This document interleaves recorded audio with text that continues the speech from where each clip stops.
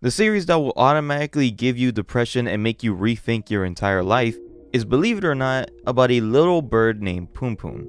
However, as we see Punpun grow up, we witness how mentally messed up he becomes and how downright disturbing his life turns out to be.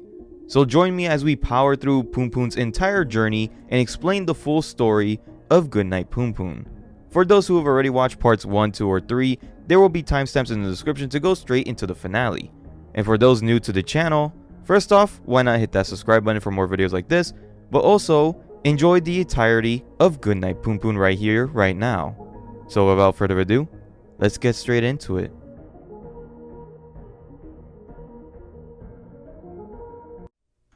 The series begins with Punpun saying goodbye to a girl that he used to have a crush on. The next day at school, the teacher introduces a new transfer student named Aiko. For Punpun, it was love at first sight. The class is assigned an essay where they must introduce themselves and write about their dreams for the future. Later that day, as Aiko walks home, she catches Punpun quietly following her. Instead of getting upset, she approaches him, and they end up walking together. They talk about their essays, her dreams, and the environment. Punpun walks her to her house, and during that short time, his feelings for her get deeper. Back at home, Punpun's father is watching baseball. Punpun says he wants to become a famous baseball player, not because he enjoys the sport, but because he loves seeing his father happy while watching it. However, his father is very abusive, specifically towards his mother, and Punpun has sadly just grown used to it. Whenever Punpun feels lost, he prays using a chant that his uncle taught him. Dear God, twinkle holy. After chanting that, a godlike figure appears to him, offering strange advice on his life. That night, Punpun's father gives him a telescope that he won through gambling. They talk about the stars and space, and Punpun suddenly becomes fascinated with the cosmos. Inspired by that moment, and hoping that it would impress Aiko, Punpun decides to write his essay about becoming a space expert who would save humanity from extinction by finding a new planet to live on. The next morning, Punpun finds the living room completely trashed and his mother lying unconscious on the floor. His father, clearly panicking, claims that they were just robbed. Punpun doesn't go to school that day. Instead, he is taken to the police station to give a statement. His uncle picks him up afterward and stays with him, since his mother would still be in the hospital for a while. When Punpun returns to school, the teacher makes him read his essay out loud. Nervous that his classmates would just laugh at him, he decides to lie and says that he just wants to be an average person. Embarrassed and overwhelmed, he just runs out the room. As the scene unfolds, the adults in Punpun's world just begin acting strangely. The teachers throw random tantrums, and the principal starts playing hide and seek with another teacher. Punpun hides inside the PE closet, where the principal also happens to be there. Meanwhile, his friends are trying to come up a way to cheer him up, and Aiko finds his real essay and she reads it. She enters the PE closet and confronts Punpun, asking why he lied. She calls him a coward, saying that it doesn't matter if people laugh at him. Then, she grabs his hand and they walk out together. Punpun notes how soft and warm her hands feel. He doesn't want to let go. At that moment, with God watching in the background, Punpun turns to Aiko and says that he may not be able to save the entire world, but no matter what, he wants to protect her, because he loves her. Aiko then kisses him and runs off. Punpun is left standing there, overwhelmed by a feeling that he's never experienced before. The sense that Aiko might truly be the girl of his dreams. For anyone new to the series, you're probably wondering what the hell is going on here. From the adults acting super goofy to a weird looking god popping up, and of course, the fact that our main character is a literal bird doodle. Well, spoiler alert, most of the stuff isn't truly explained in the story, but it's kind of the point. You can choose to interpret these things as literal or metaphorical. The good news is that things start making a bit more sense the deeper you do get into the story. I'll break it all down and just give my take by the end of the video though. Punpun's uncle, Yuichi, decides to move in with him and his mother. Together they visit Punpun's mom at the hospital, but she doesn't say a word. The doctor assures them that she has no head trauma and, surprisingly, says that she's filled with energy. A nurse appears and starts playfully teasing Punpun, while his uncle sneaks a glance at her behind. Punpun confesses that he doesn't actually like his mother. She's always nagging him about chores and taking baths, so part of him wishes that she just wouldn't come home just yet. Later, Punpun and his uncle go out to eat, and the restaurant owner gives his daughter free food until they leave, and he suddenly snaps, going berserk. Afterward, Punpun asks his uncle when his father is coming back. He wonders if doing the prayer chant will make his dad return faster. His uncle plays along, saying yes, and gives him money for some ice cream. Punpun runs off while his uncle steps outside for a cigarette with a girl from the restaurant. The next day, Punpun and his friend find a porn magazine on the street and decide to flip through it together, not fully understanding what they're actually seeing. Suddenly, a group of girls, including Aiko, catches them. The boys lie and say that they're just planning a trip. Aiko looks directly at Punpun and says, "You don't lie, right, Punpun?" That night, Punpun struggles to sleep and begins dreaming about the woman from the magazine doing the same scene that he just saw. The dream morphs into thoughts of Aiko, and suddenly, he panics, experiencing his first wet dream. He describes it as his brain squirting out of his wiener. Punpun nervously asks his uncle, "Can you die if your brain melts out of weird places?" His uncle quickly understands what he means by that and hands him a medical book. Punpun flips through it, misunderstanding a diagram of a tumor and an ear as a scary looking vagina. Later, Punpun looks through his telescope and sees a star moving. Convinced he's discovered a new planet, he runs to tell his uncle, dreaming of winning a Nobel Prize. His uncle continues to play along, and Punpun becomes even more excited at the idea of traveling to this new planet with Aiko. However, when the time came to tell Aiko, he couldn't pull through.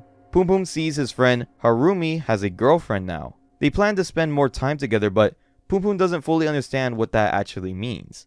His mind returns to the magazine, thinking that when a boy and a girl like each other, it means they have sex. After getting hurt in PE, he lies alone in the nurse's office until Aiko shows up.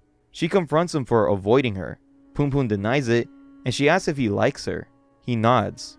Aiko then says that she likes him too, which blows Punpun's mind. She's jealous of Harumi and his new relationship, and says she wishes she could just run far away with someone, but she doesn't really care where, as long as it's with Punpun. She asks him if he'll love her forever and ever, and then forces him to nod yes. Then in a chilling tone, she says, "If you're lying, I'll make you pay." Punpun doesn't really know what forever and ever means, but he only knows that he feels scared. Later, Harumi announces that his girlfriend has already broke up with him, but he doesn't care because he still has his friends. Just then, a porno tape randomly appears in front of the group. Punpun invites them over to his house to watch the tape. When they pop it in, it starts off as a regular porno. However, just as it's about to get explicit, the video abruptly cuts to a footage of a man sitting in a chair. He addresses the viewer, telling whoever is holding the remote not to skip, because he has a very important confession to make. The man says that he killed his family. They were normal people, but to him they were just fragile. He was saddened by their suffering, so he killed them, believing that it was out of love. He admits he's still haunted by the memory of his father, and that he doesn't know whether it's guilt or if he's truly in the wrong. As he continues, the man performs a strange little dance, saying that he doesn't understand, as the kids imitate the dance. The man ends the video by saying that he hid the bodies, along with some cash, in an abandoned factory near the town. A couple of days later, Yuichi gets a knock on the door. A woman and child are there, going door to door selling products for a happy, healthy life. Yuichi clearly doesn't appreciate the visit. He grows increasingly irritated as the woman mocks his poor health and tries to sell him some overpriced water. She also begins preaching about her god and religion, which also frustrates him even more since he doesn't believe in any of it. Inside the house, Punpun is praying to God, asking when his father will come back.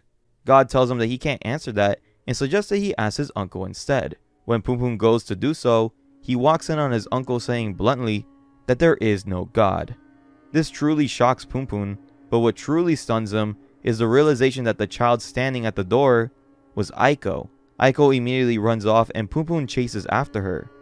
She accidentally crashes into a passing biker and turns around to scream at Punpun, accusing him of lying about living near her. Despite her frustration, Punpun continues to follow her as she walks away, alongside the biker. Suddenly, the biker then transforms into God, encouraging him to keep going after her. Punpun rushes forward and hugs Aiko from behind. He tells her that no matter where she goes, he'll go with her. He promises. Aiko warns him that if he ever betrays her again, she'll kill him.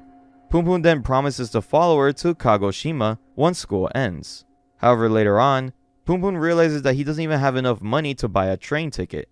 The story then shifts focus to a child named Seki, who is dealing with his alcoholic and neglectful father, and Shimizu, one of Punpun's friends, who is seen drawing bizarre images, saying goodbye to his mother, and talking to a poop-shaped god. When the two meet up, Seki smacks Shimizu across the face for speaking nonsense. Elsewhere, Punpun and Harumi discuss the possibility of going to the abandoned factory mentioned in the video, but they admit that they don't even know how to get there. Just then, Seki and Shimizu arrive and offer to guide them. As the group prepares to leave, a group of girls, including Aiko, show up, curious about what the boys are doing. The boys lie again, saying that they're just doing dares. Aiko asks if she can join, and even though Harumi tries to brush her off, she refuses to budge. Eventually, Aiko does join them on the bus ride to the factory. As they walk around their destination, Seki explains that the factory owner used to be business partners with his father. When the factory went out of business, it also dragged his father's shop down with it. The group finally arrives at the abandoned factory and they head inside. The volume ends with Punpun desperately needing to pee, just as he hears the sound of footsteps getting closer to the group. Volume 2 of Goodnight Punpun picks up right after where we left off, Punpun really needing to pee. But the moment Aiko holds his hand, he forgets all about it. Suddenly, a mysterious girl shows up, completely covered in blood. But turns out, she's not dangerous at all. She hangs out in the factory and tries to scare off punks who try to break in. She warns the group to be very careful, claiming that the ghost of the factory owner still lingers. That alone is enough to terrify Punpun. The group continues searching for the bodies that the man on the tape mentioned, but they find nothing. While taking a break, Harumi announces that he's going to be moving away. And even if they didn't find anything, he says that he's just happy to be spending time with everyone. They headed to the last building, and Shimizu suddenly claims that he just saw a man in the hallway, possibly the ghost. Seki immediately gets angry, thinking Shimizu is just being stupid. After all, the owner was a woman. We flash back to Seki's past, memories of him visiting the factory with his dad and the owner, who we find out is actually his aunt. Back in the present, Seki burns a picture of his family and lashes out, throwing a chair through the office window, the shattered glass slicing open Punpun's forehead. Eventually, the group heads to the roof, ready to leave, but suddenly, a dark shadowy figure appears. Everyone bolts except Punpun and Aiko, who slip and get left behind. In the chaos, Punpun accidentally knocks Aiko out with a pipe while trying to help her. The rest of the boys make it out, but Shimizu notices that Punpun and Aiko are missing. He goes back inside, wandering through the dark halls, where he finds his strange drawings coming to life. Meanwhile, the shadowy figure approaches Punpun, and in that terrifying moment, he remembers something horrible. He still has to pee. Outside, Seki can get the factory gate open, and he just calls himself useless. Until Shimizu appears in a window above. Suddenly, Shimizu screams that there's a fire. Then a huge explosion rips through the building. Shimizu looks up and sees the poop god on a roof in a UFO, and then he begins to pray. On the roof, Punpun hears the shadowy figure speaking to him, saying, "I." Then he finally loses it, and he pees his pants. We're hit with a series of flashbacks, moments from Punpun's childhood, how he met his friends, how his family started, and all the nights filled with fighting between his parents. Rain eventually puts out all the fire, and when it clears, Punpun wakes up, surrounded by Aiko, Seki, and Shimizu, all staring up at the starry night sky. As they walk home, Shimizu claims that the only reason they survived was because he prayed to the poop god. The night ends with the group walking back home under a peaceful sky. The next day, the man from the tape is arrested, and Punpun's mom is finally ready to discharge from the hospital. But she's not exactly thrilled to be going home, claiming that she never liked kids. At school, it's the final day before summer break. Harumi says his goodbyes, and Aiko tells Punpun to meet her at the town hall at 6 p.m. Harumi gives Punpun his special bike as a parting gift. When Punpun gets home, he is overwhelmed by all this loneliness. He begins considering ditching Aiko, but then God shows up and he starts whispering in his ear, encouraging him to skip the meeting. But at the end of the day, Punpun decides to take the bike and hopes that it could carry him and Aiko all the way to Kagoshima. Meanwhile, at the hospital, the nurse can't find Punpun's mom. She's vanished. Just as Punpun is about to leave, his uncle bursts in. saying Punpun's mom has fell off the fire escape. Punpun is then rushed into a taxi. However, he's relieved deep down that he no longer has to go to Kagoshima. He starts convincing himself that Aiko probably didn't even show up to the meeting anyway, while his uncle just rants about how humans are greedy and constantly in despair. But Aiko did show up. She waited at the town hall, just like she said that she would. Punpun and his uncle go to the hospital to check on his mom. She insists that she simply just slipped off the balcony, but Yuichi doesn't buy it. He decides to keep living with them because he's worried about her and Punpun. They go back home. Summer passes, but Punpun is completely depressed over Aiko. His mom begins drinking and she starts neglecting him. And on the first day back to school, Aiko ignores him. Punpun then begins to spiral. He thinks if Aiko really wanted him dead, then she should just do it already. After school, he follows her home. Aiko confronts him, asking what he wants. Punpun breaks down and apologizes, saying that he doesn't want to die. He still loves her, but feels utterly alone. Punpun is crying, standing there by himself, when suddenly, his dad appears. Punpun is overjoyed. They begin talking at a park where the biker from Volume 1 quietly just sits next to them. They talk about girls, space, but Punpun can tell that his dad seems a lot more down than usual. His dad says that he's not allowed near the house anymore, and that he now lives in America as a test pilot for NASA. He claims that they can see each other anytime, but Punpun knows that he's lying. His dad tells him that he loves him, but Punpun doesn't respond and just walks away. Back at home, Punpun looks up at the night sky and Planet Punpun is gone. He is sick of being treated like a child, sick of people pretending that he doesn't know what's going on, and from that moment on, he swears that he is going to grow up. He starts to believe that he could go anywhere in the world until God appears again, calling him out, telling him that he's lying, that all he really wants to do is just to go back home. Later, Punpun sneaks into the school and just lays on the basketball court, wishing that he could just evaporate and fly away. He returns home to his mother crying and slapping him, only to pat him on his head afterwards, begging him never to leave her again. 2 years have passed. Punpun is now a middle schooler on the badminton team. He's not great at the sport, actually falling behind his classmates. One of the star players is an older student named Yaguchi. After practice, while Punpun is cleaning the court, Aiko walks in. For a moment it looks like she's waving at him, and Punpun waves back.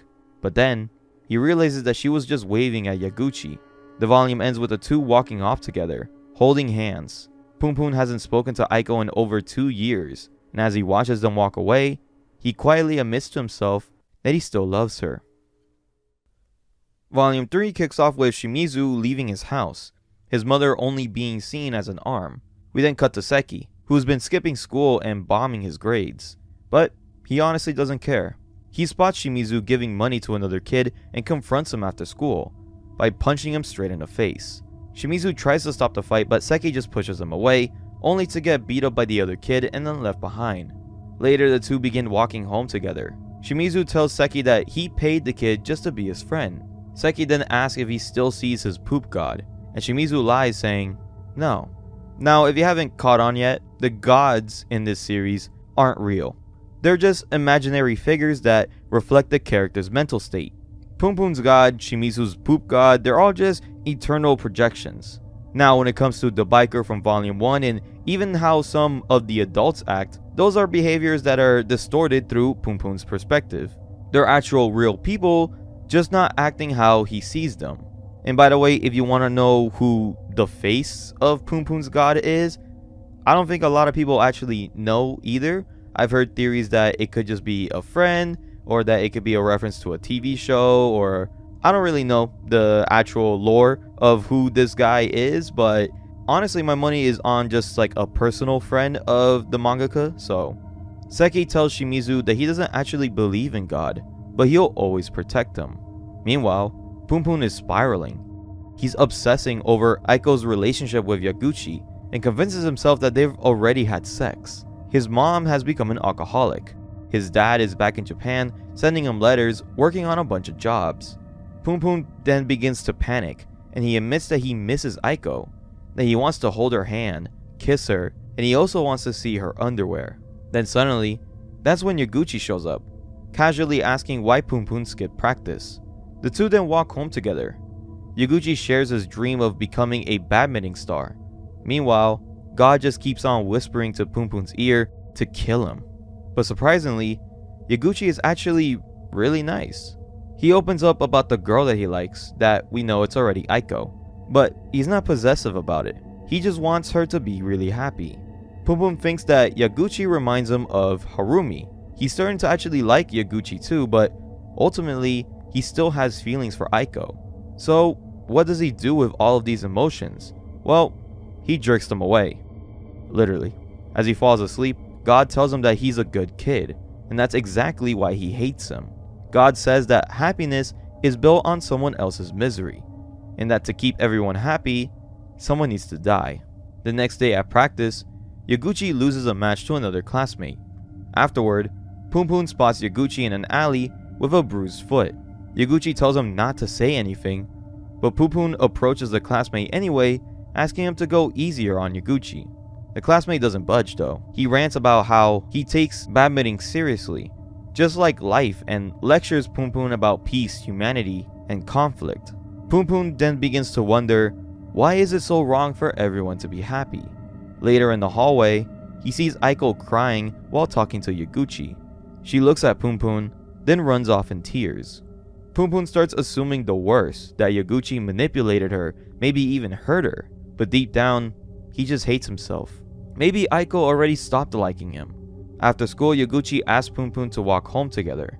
He brings up Aiko again, saying that she cried when he mentioned Punpun's name. He asks if there was something between them. Maybe Punpun is the one that Aiko really loves. Yaguchi admits that he almost quit badminton just to make Aiko happy, because he can't stand seeing her so sad. Punpun finally confesses that he loves Aiko, so Yaguchi makes a deal. If he loses the tournament, then Punpun has to confess his feelings to her. If he wins the badminton tournament, Aiko is his forever. Punpun, out of frustration, kicks a soda can into the air. Meanwhile, Yuichi is on his own journey. After work, he stops off for coffee, and then he runs into the nurse who had once cared for Punpun's mom, named Midori. She asks him out on a date, and he says yes, but inside he feels like he doesn't actually deserve love. Worse, he starts suspecting that she has some kind of hidden agenda. Their date goes surprisingly well though. They sing karaoke, they have a good time, but he is still overthinking everything. He excuses himself to the bathroom just to panic and overthink, and then ultimately, he just leaves and goes back home. The next day, he returns to the same cafe where she works. He originally just wanted to get coffee and then leave, but he stayed, and he realizes that he actually enjoys her company. When she mentions that another guy has been flirting with her, he gets jealous. He then goes to the bathroom again, but this time calling himself a repulsive creature. He then begins to try to push her away, but she sees right through it. He tries to leave again, but she tells him if he doesn't explain what's going on, she's charging him $1,000 for his coffee. So, he tells her the truth. 5 years ago, when he was 28, he worked as a pottery teacher for local housewives. One of them became very obsessed, sending gifts and blowing up his phone, but he always turned her down. At the time, he was dating a kind woman from college. She wanted to settle down, but he was unsure about the future. One day, the obsessed woman brought her 16-year-old daughter to class. The girl apologized, saying her mom has just used her as an excuse to get close to him. Yuichi then bonded with her, and disturbingly, he started catching feelings. As they spent time together, the attraction grew. One day, she asked him if he believed in God. She recited a prayer that she made up. Dear God, twinkle holy. But said that it never worked. Still, she was beginning to believe in God again. Then, she asked him out. On their date, they talked about school, happiness, and just growing up in general. Yuichi told her that one day, she'd find happiness and that he assumed that she was just being bullied. However, she wasn't being bullied. She had gotten pregnant by a boy in her class and then had an abortion. Since then, her mother kept her under house arrest. She had to sneak out for this date and feared that she might get killed when she's returned home. The volume ends with the girl pleading with him to help her. Volume 4 begins with Yuichi and the daughter back at his apartment as heavy rain pours outside. He offers her some tea, but suddenly the power goes out. In the darkness, the girl jumps on him, and the two begin making out, touching each other. She tries to take off his pants, but he stops her, saying that he's too old for her. However, he still can't stop himself from staring at her underwear. A knock then comes at the door. It's his girlfriend. The girl hides in the closet as the girlfriend steps in, pouring out her heart about wanting to get married, feeling left behind while all of her friends move on in life. But Yuichi isn't even listening. His mind is still stuck on the girl. The girlfriend asks if he loves her. He says yes, but he's not actually talking about her. Then they end up having sex while the girl silently just watches from the closet. Afterwards, he sends the girl home and then takes a 2-week break from work. When he returns, things feel a little off. A co-worker is getting praised for his work, and when Yuichi resumes teaching, the obsessive mother of the 16-year-old girl shows up, asking all about him. He questions her about her daughter, even asking if she keeps her locked in the house. The woman avoids every single question and keeps on asking him out. Then suddenly, the co-worker walks up and smashes the woman in the head with a hammer, blood splattering everywhere. The boss restrains him, yelling for someone to call the cops. Yuichi then runs outside, only to find the daughter waiting there, calmly asking if her mother is dead. That's when it clicks. She manipulated the coworker into doing it for her, seducing him just like she tried with Yuichi. Yuichi realizes how badly he messed up. He never knew her name, but he loved her the moment that he saw her. Back in the pottery studio, the coworker tried to smell herself by climbing into the furnace, while the girl walks away, saying that God is always watching over her. Yuichi then wonders what kind of God she believes in. Not whether God exists, but who her God even is. Back in the present at the cafe, Midori listens to the entire story. She's disgusted, but still, she says she likes the man that he is now. Yuichi admits that he hates people, but more than anything, he hates himself. Midori convinces him to visit the pottery school again. Surprisingly, everything turned out alright. The co-worker recovered and returned to pottery, the woman survived and didn't press any charges, and the girl? She's now studying pottery at an art college. Yuichi then sheds a tear. On their way home, he tells Midori that he feels a little better now, and when they split off, he admits that he actually lied. He reflects on everything and then begins drinking alone. The guilt that he carried for 5 years, the weight of it all, is what's been keeping him alive. That guilt is his God.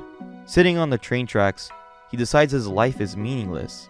But just before the train hits, Midori appears and smacks him in the head with a bag of groceries. He then jumps out of the way and breaks down in front of her, asking for forgiveness. They then walk home together, and he confesses that he loves her. The next day, the badminton finals are underway. Yaguchi and one of Punpun's classmates are facing off in the finals. Punpun then walks down the halls and locks eyes with Aiko. They end up watching the match together. Aiko asks Punpun what he thinks about love. Real love. She says that she wants someone who would give up everything just to see her. Someone who lives only for her. That's why she can't be with Yaguchi, because he can be happy on his own. Punpun is excited because they're holding hands. Maybe Aiko still loves him. Maybe there's a chance, but he doesn't want to try anything, because then that would just make him a snake. But then, God appears, and warns Punpun that he's bottling everything up, pretending to be a good person, and that if he keeps on going like this, he'll either end up dead or in jail. All that despair, loneliness, and ecstasy in his heart finally takes over as he tightly holds onto Aiko's hand. Just then, Yaguchi trips and badly injures his ankle. Punpun rushes to help, but Yaguchi screams at them to not touch him. Then through tears, he looks at Punpun and says, "You won." Punpun doesn't feel happy at all, or at least he tries to convince himself of that. Deep down though, there's a dark part of him that feels victorious.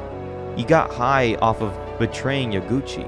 He walks over to Aiko and then apologizes for breaking the promise that he made to her 2 years ago. She smiles and says that it didn't matter to her, but tells him that they should go to Kagoshima right now. Punpun doesn't know how to tell her the truth, that being with her now would just plunge him into complete darkness. So, he walks away, unable to look back. He lays down in a snowy field, crying, wishing that he could just disappear with the snow. A few days later, Yuichi brings Midori over to meet the family. But Punpun has already been in a deep depression ever since the tournament. At school, he avoids the class trip and wanders through the halls, where he runs into Seki and Shimizu, two people that he hasn't spoken to in years. He doesn't even know why he's still in school. He quit badminton, given up on his dream of space, and joined a random club just to pass the time. The next day, Yuichi and Midori take him to an amusement park. Midori tells Yuichi that she's now running the cafe, but wants him to help out making some tableware. He's super proud of her, and he tells her that once they're settled, that they should get married. But none of it matters to Punpun. Even the letters from his dad just makes him angry now. His father doesn't even seem to care about his well-being. Punpun then turns to online forums where people are talking about their struggles. He then does a post on himself, explaining that he's a middle schooler with divorced parents, no dreams, no girlfriend, and then asks what's the best way to go on. Then, God appears and says bluntly, "Who cares?" Punpun is frustrated that God has nothing useful to say, but then God reminds him that it was Punpun who made him God in the first place. So then in reality, who is he? Still, Punpun then holds on to a bit of hope. He tells himself if today's an awful day, then maybe tomorrow will be better. And if not tomorrow, then next week. If not, then next month. Maybe in a few years. That belief, that hope, that's his prayer, but to whom? 2 years later, Punpun's mom sells the house and then they move to a cheaper place. Punpun is taking the high school entrance exams and his uncle has been missing for a week. Midori is worried, but Punpun's mom brushes it off saying that he's probably just with some friends. But Midori knows that he doesn't have any friends anymore. The volume then ends with Punpun's mom saying that Yuichi is probably in hell. We then cut to Yuichi standing at the edge of the train tracks, looking completely shattered as a train approaches. And that's where we'll leave it off for Goodnight Punpun. The first time I ever read this series was nearly 3 years ago, and there's moments here that I have no recollection of. So pretty much reading blind, this was a really depressing read. I pretty much just gained back all of the depression that I lost forgetting this series. It's amazing though. I love the main character Punpun. I low-key don't like any of the adults, mainly because they're just portrayed as bad people. Not because they're horribly written, because that's not the case here at all. You can make an argument for all of these characters because this series isn't about trying to like these characters, but to honestly understand and feel for them. Punpun and Aiko are major examples of these, as we see some really terrifying thoughts going through both of their heads, and then eventually once you reach Yuichi, it just gets so much worse. Yuichi's backstory was pretty interesting, and even though it looks like it's all well and good after he returned to the pottery school, as you can tell, it didn't really go that well. Aside from the story though, the art is absolutely insane. For a series with such a simple design for the main character, it is super detailed and very beautifully made. It is lovingly childish when it needs to be, and when it's dark, the art perfectly captures that. You could say so much about the powerful storytelling that Asano is doing throughout the entire story, even like little simple ones like the whole love triangle between Punpun, Aiko, and Yaguchi, explaining that whole story that one person's happiness is another person's misery. This series explores so many depressing but realistic themes and questions that we get while growing up. Lots of talk about identity, self-worth, depression, isolation, dysfunctional families, and even tackles parts of religion, as we even see stuff like side characters dealing with thoughts about God or religion or any of the other themes that we are talking about. I could make an entire video just about the religious themes in this series. As for the longing question of what's really going on, a lot of it is pretty straightforward. Some are never revealed but could easily be interpreted, and there are just some mysteries like who the shadowy figure is in the factory and what's the deal with Shimizu's mom are explained later on into the story. As for why Punpun and his family are depicted as birds instead of humans, it is definitely metaphorical, since we do get close-ups of their human hands and eyes, and there's even a picture where we even see a figure of what Punpun might be. As to why it's like that is pretty smart. He's not actually a bird, but he does depict himself as one. It reflects his own emotional detachment and inner isolation while also allowing readers to project their own feelings onto Punpun. And then later down the line, as you see him getting older, we also see him evolving, and it shows his declining mental health. Literally a simple but amazing storytelling tool that just works. Overall, I absolutely love this series. I can't get enough of it. It is pure psychological horror. It is not loud, gory, or supernatural, but it's just disturbingly real. The series continues with Punpun checking the results of his high school entrance exam. Punpun has been studying really hard to get in, but he actually doesn't really care about the exams at all. He only has one thing on his mind. He really wants to have sex, though he isn't sure with whom. Punpun goes home to show his mom that he passed his entrance exam. He also then shows Midori, his uncle's girlfriend, and the three of them go out to celebrate. Meanwhile, Yuichi is at a grocery store staring at a knife and looking just exhausted. A day later, Punpun graduates from middle school, but again, he doesn't feel particularly moved by it. He walks out into the rain where Aiko is seen staring at him. Later, Punpun visits Midori's cafe and then eats chocolate cake, while Midori just yaps about the cafe and the fact that they're moving. She then begins to cry in front of Punpun, but some customers come in, forcing her to basically go back to work. Afterwards, she and Punpun walk home together. Midori vents about her frustrations while Punpun thinks about how bad his eyesight is. Unsure how to comfort her, he simply just says that he's sure Yuichi will come home soon. Meanwhile, Yuichi takes a taxi. The driver notices how distressed he looks, and Yuichi begins to confess that he had an affair. He explains that a woman from his pottery class started seeing him. Her husband then found out, and they got divorced. Yuichi adds that his sister sold her home and is now going to be lending him money, even though he always looked down on her. Because she's so spontaneous and free, getting sympathy from her only just makes him feel even worse. Back at home, Punpun and Midori are shown playing video games late into the night. Yuichi continues his story, telling the driver that he once promised his girlfriend that if he ever hurt her, she should just kill him. However, instead, she forgave him, which made him hate himself even more because people are just too kind. The driver relates to him, saying that he's done things far worse and that if it weren't for his wife, he'd be dead already. His only regret is not thanking her properly when she was on her deathbed. Before driving away, he tells Yuichi that maybe he too has something left unfinished. Yuichi stares out into the horizon, tears in his eyes. In the end, Yuichi never came home though. Punpun's house gets packed up and the family officially move. As Punpun's mother leaves for the new house, he and Midori walk into her cafe.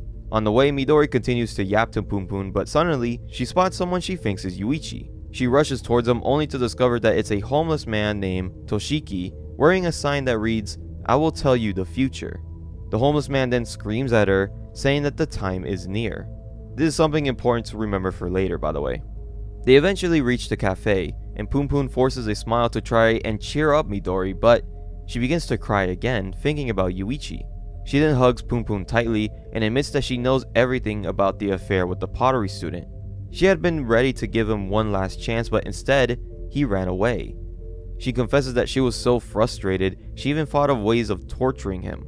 Holding Punpun even closer, Midori then says that she loved the four of them when they were living together.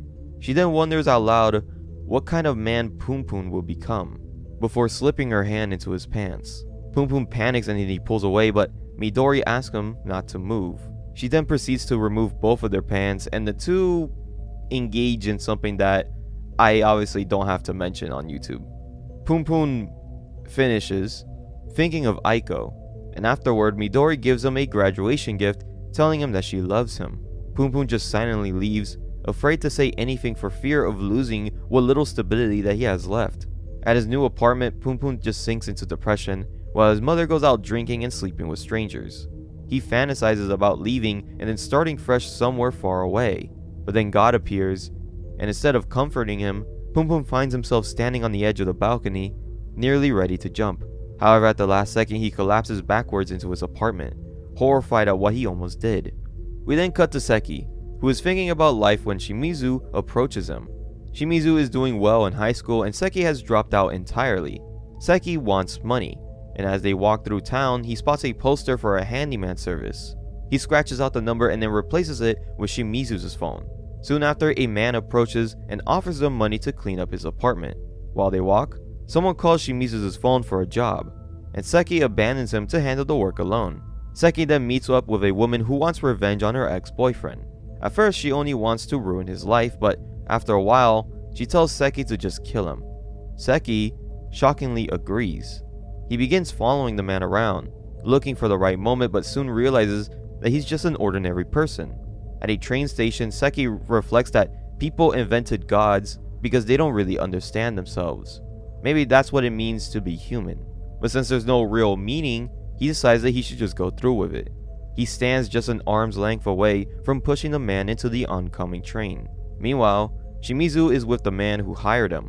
The man feels guilty making Shimizu work alone and explains that the property belongs to an old man who had recently died of loneliness. Shimizu spots a strange figure in the window and then panics, backing out of the job. However, the man doesn't even blame him. Back at the train station, the ex-boyfriend remains alive. Later, Shimizu looks out over the city as the poop god begins to talk to him. Shimizu insists that Seki told him that there's no such thing as God.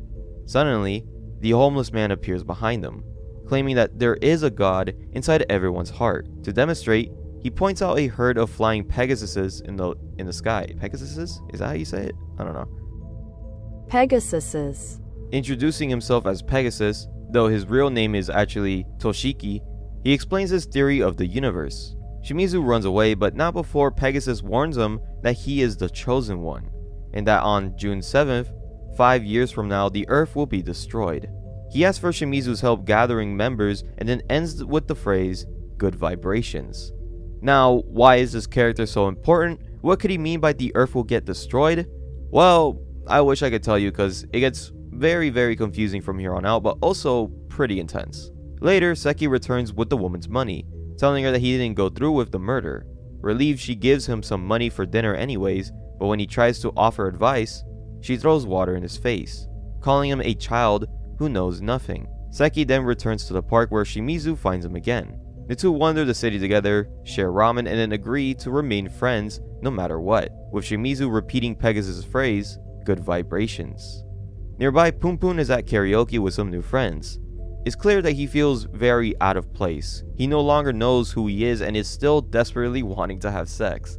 Suddenly, a girl named Kaene approaches him, asking if he's okay, offering to leave with him. They walk around the city together, and then later, Punpun asks if she'll hang out with him next week, and she agrees. Back at home, Punpun's mom tells him that his grandfather passed away. At school, Kaene invites Punpun to an art exhibit her sister is a part of. He says yes, but then after school, Punpun and his mother head out to his grandfather's house, where Midori and Yuichi are also waiting. Yuichi refuses to see them, leaving Punpun alone with Midori.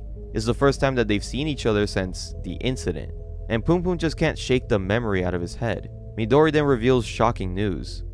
She and Yuichi are now married. She explains that after the cafe incident, Yuichi came back and then started seeing a therapist. She's happy now, and she gives Punpun a small doll keychain. Furious and imagining throwing her down a ditch, Punpun only manages to mutter, "Congratulations." As they leave, Punpun can see Yuichi behind a window and then him closing the curtains, which could mean that Yuichi knows about Midori's affair with Punpun, which is very awkward. At the train station, Punpun's mother yells at him to just watch his attitude, accusing him of playing the victim. She then collapses on the floor, telling him not to come home because she has a friend coming over. Punpun then begins to believe that adults are just selfish, and even though he tries to talk to himself into a better mood, it doesn't work. He throws Midori's keychain onto the ground. The volume ends with Pegasus lying on the ground, issuing a very stern warning. He's coming. We've seen Punpun nearly get into a breaking point multiple times throughout this series already, but with this warning from Pegasus, it feels like it's hinting at something more sinister. It doesn't seem like a coincidence that just when Punpun begins to show some rage that Pegasus announces that he's coming. It could just mean that Punpun might turn into a violent maniac, or maybe someone else is coming, but what does this have to do with the world ending in 5 years? Well, let's just go ahead and keep going. Punpun is seen playing in an arcade since he can't go back home. He wonders how many adults could comfort a boy who was hoping a meteor or a small planet would just crash into the Earth. Also remember the Zito, it will be on the final exam. Punpun tries to think positively, focusing on his upcoming date with Kayane. However, his thoughts quickly spiral into obsession. He begins to overthink about the date just going horribly wrong, crashing out under the weight of all of his anxiety, all while his mom and her company are hanging out in the new apartment. Quote unquote, hanging out. Later that night, Punpun wanders through the streets, still consumed with the thoughts of Kayane. Suddenly, he pulls down his pants and exposes himself, muttering, "Someone please come and find me. I'm here." Meanwhile, after her night with the company, Punpun's mom reflects on the recent death of her father. The man then embraces her, and then she asks him to marry her. He declines, reminding her that his wife wouldn't really like that. Punpun's mom then walks into the kitchen and then returns holding a knife, her expression hazy and very distant, very similar to Yuichi's breakdown from the previous volume. She insists that she's not going to stab him, but instead, herself, so she can start a new life, while cursing him out in the process. Suddenly, she then collapses, begging the man to call an ambulance. At the hospital, doctors discover a hole in her lung, and that she requires surgery. The next day, Punpun visits her, and she tells him that he doesn't need to come anymore, because Midori will take care of her now. Punpun then gets angry and then storms off. Left alone, her mother begins to trip on her medication. She hallucinates seeing different points of her life, her old home, Punpun's father, and even Midori caring for her at the hospital. In reality though, she just collapsed on the ground, and a young boy helps her up. The boy introduces himself as Shantoro. He's 16 years old, just like Punpun. And he talks to Punpun's mom about her injuries, then shares his own story on how he broke his leg in a bike accident. Punpun's mom then finds herself developing a crush on Shantoro, though she tries to suppress it. We flash back to Punpun's parents in the kitchen of their old home. His mother tells his father that she's leaving him and that she's taking Punpun. His father protests, saying that she isn't fit to even take care of him. However, she storms into the kitchen and then grabs a knife, and screams that she'll kill Punpun and then she'll kill herself. She waves the knife wildly, shrieking until Punpun's father just grabs a microwave and then smashes it over her head. Just then, a younger Punpun walks in. We finally see the full truth of what happened in the very first chapter. Back in the present, Shantoro continues talking to Punpun's mom. Though he doesn't really need to stay at the hospital, he reveals that his girlfriend was also in the bike accident, where her injuries were far worse. She suffered major facial damage, and Shantoro admits that he hasn't even been able to face her. It was his fault after all. She hadn't wanted to get on the bike because it was too dangerous, but Shantoro wanted to show off, speeding recklessly, and then it caused their crash. Punpun's mom then gets serious, telling him that he needs to apologize. Shantoro insists that he can't. No apology could ever make up for what he did. She then tells him that he's being selfish. Shantoro admits that he's just terrified that his girlfriend will hate him now. But Punpun's mom tells him not to waste time about worrying about what ifs. She says that she once wanted her ex-husband to just tell her stuff like, "I'm sorry" or "I love you." And the truth is that she still loves him, but her pride destroyed the possibility of reconciling. Because of who she is, she believes that she will always be alone. The next day, Punpun's mom had a nightmare about her upcoming surgery. She then wakes up to see Shantoro's girlfriend, who she angrily resents, even though they're both women who are hurt, but Shantoro's girlfriend has someone to love and be loved by while she has no one. Yet, she still offers the girl encouraging words. The girl in turn gives her kind words about her surgery. And though Punpun's mom feels her own words are just meaningless, she admits that the girl's encouragement is very nice to hear. We cut back to Punpun, who is preparing for his date with Kayane. He dresses carefully, and then he even brings condoms, just in case. They meet up, but since they're very early for Kayane's sister's art show, she suggests killing some time, which excites Punpun. At the hospital, Punpun's mom heads into surgery with a new mindset. Midori tells her that Punpun isn't there, but before she goes under, she tells the surgeon that she wants to confess her feelings to Shantoro, and then promises to use the second chance to be a better mother. Punpun and Kayane continue their date. Punpun tries his hardest to try to make it as perfect as possible, but he struggles to actually connect with her. This leaves him feeling very irritated, guilty, and even unworthy. It was very clear that his confidence was falling apart. At the art show, they meet Kayane's sister, Miyuki, and her friend, Nanjo, who both have pieces on display. Miyuki's painting depicts the importance of family, which Kayane just loves, but Punpun is just left speechless, and it's clear that all of his confidence has drained away. His thoughts then drift to Aiko and whether that he'll actually see her again. Now feeling completely hopeless and just wanting to go home, he then comes across Nanjo's painting, a massive, breathtaking starry night. Punpun immediately recognizes it as the same starry night that he saw at the factory with his friends years ago. Nanjo approaches and then tells him it's based on a teenage memory. She asks Punpun to write down his thoughts about it for her, but Punpun doesn't know what to say. Instead, he writes a story called The Milky Way, about a normal boy in another universe who becomes depressed and falls in love with a transfer student. After finishing, Punpun just felt like crying. Later, he and Kayane leave the art show, and as it begins to rain, Punpun starts thinking about her sexually and then tries to make a move. However, Kayane says that she needs to go home, but feeling very desperate, Punpun grabs her hand, asking to stay together a little longer. She agrees, but it's very awkward as they just sit there in silence. Kayane eventually breaks it, suggesting that they should go home, reminding him that his mother is probably worried. However, Punpun replies that his mother is in surgery, so it doesn't really matter. Kayane then asks if he's even worried about her, which confuses Punpun since his presence wouldn't really change the outcome of the surgery. The more Kayane challenges him, the more frustrated that he becomes. Finally, Kayane snaps, asking what he really wants from her. Punpun then says that he just wants to date her, but Kayane responds that his earlier kindness wasn't actually about wanting her, it was about wanting to be liked. She refuses him, saying that Punpun loves himself too much. Obviously, from our perspective, that couldn't be further from the truth, but from Kayane's point of view, it does kinda make sense. God then appears, urging Punpun to violate Kayane. Punpun then lunges at her, grabbing her face and trying to kiss her, but Kayane slaps him, and she says that she regrets ever even going on a date with him, calling Punpun a sad person. Afterward, Punpun goes to a playground. He's obsessively replaying their argument in their head, worrying about how it will ruin his image, basically kinda proving Kayane's point. In the rain, he then strips naked and begins jerking it, while God just watches him with disappointment. Back at the hospital, Punpun's mom survives the surgery, and with a new haircut, she goes to try to visit Shantoro's girlfriend, but she learns that she's already been picked up by Shantoro. She then searches for them until she finally finds them, and sees them making up. But for some reason, the sight just crushes her. She returns to the hospital to find a letter from Shantoro. In it, he apologizes for being very rude the other day, explaining that he's going to confess his feelings to his girlfriend and then says it's thanks to her. He admits that he's just a kid, but knowing that adults are tormented too made him feel a little better. He says he admires her for being so open about her vulnerabilities. Punpun's mom then begins to break down crying, realizing that she is all alone again. Later, she goes home and she sees Punpun, now sporting a new haircut of his own. Though she tries to be very kind to him, she then lashes out.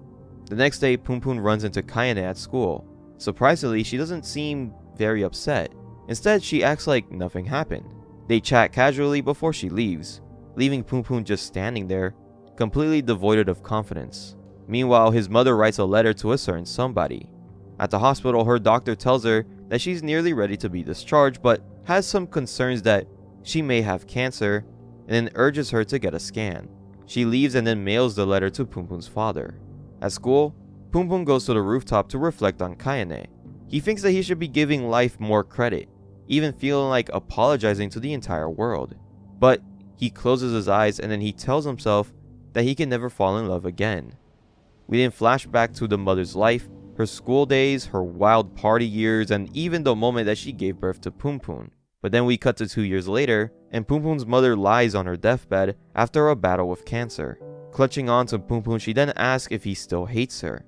She admits that she did many terrible things to him, that she doesn't love him in the traditional sense, or at least that's the nature of their twisted relationship. Still though, she apologizes and says that she loves him very much. She then passes away, and at her funeral, Punpun, Yuichi, and Midori are present.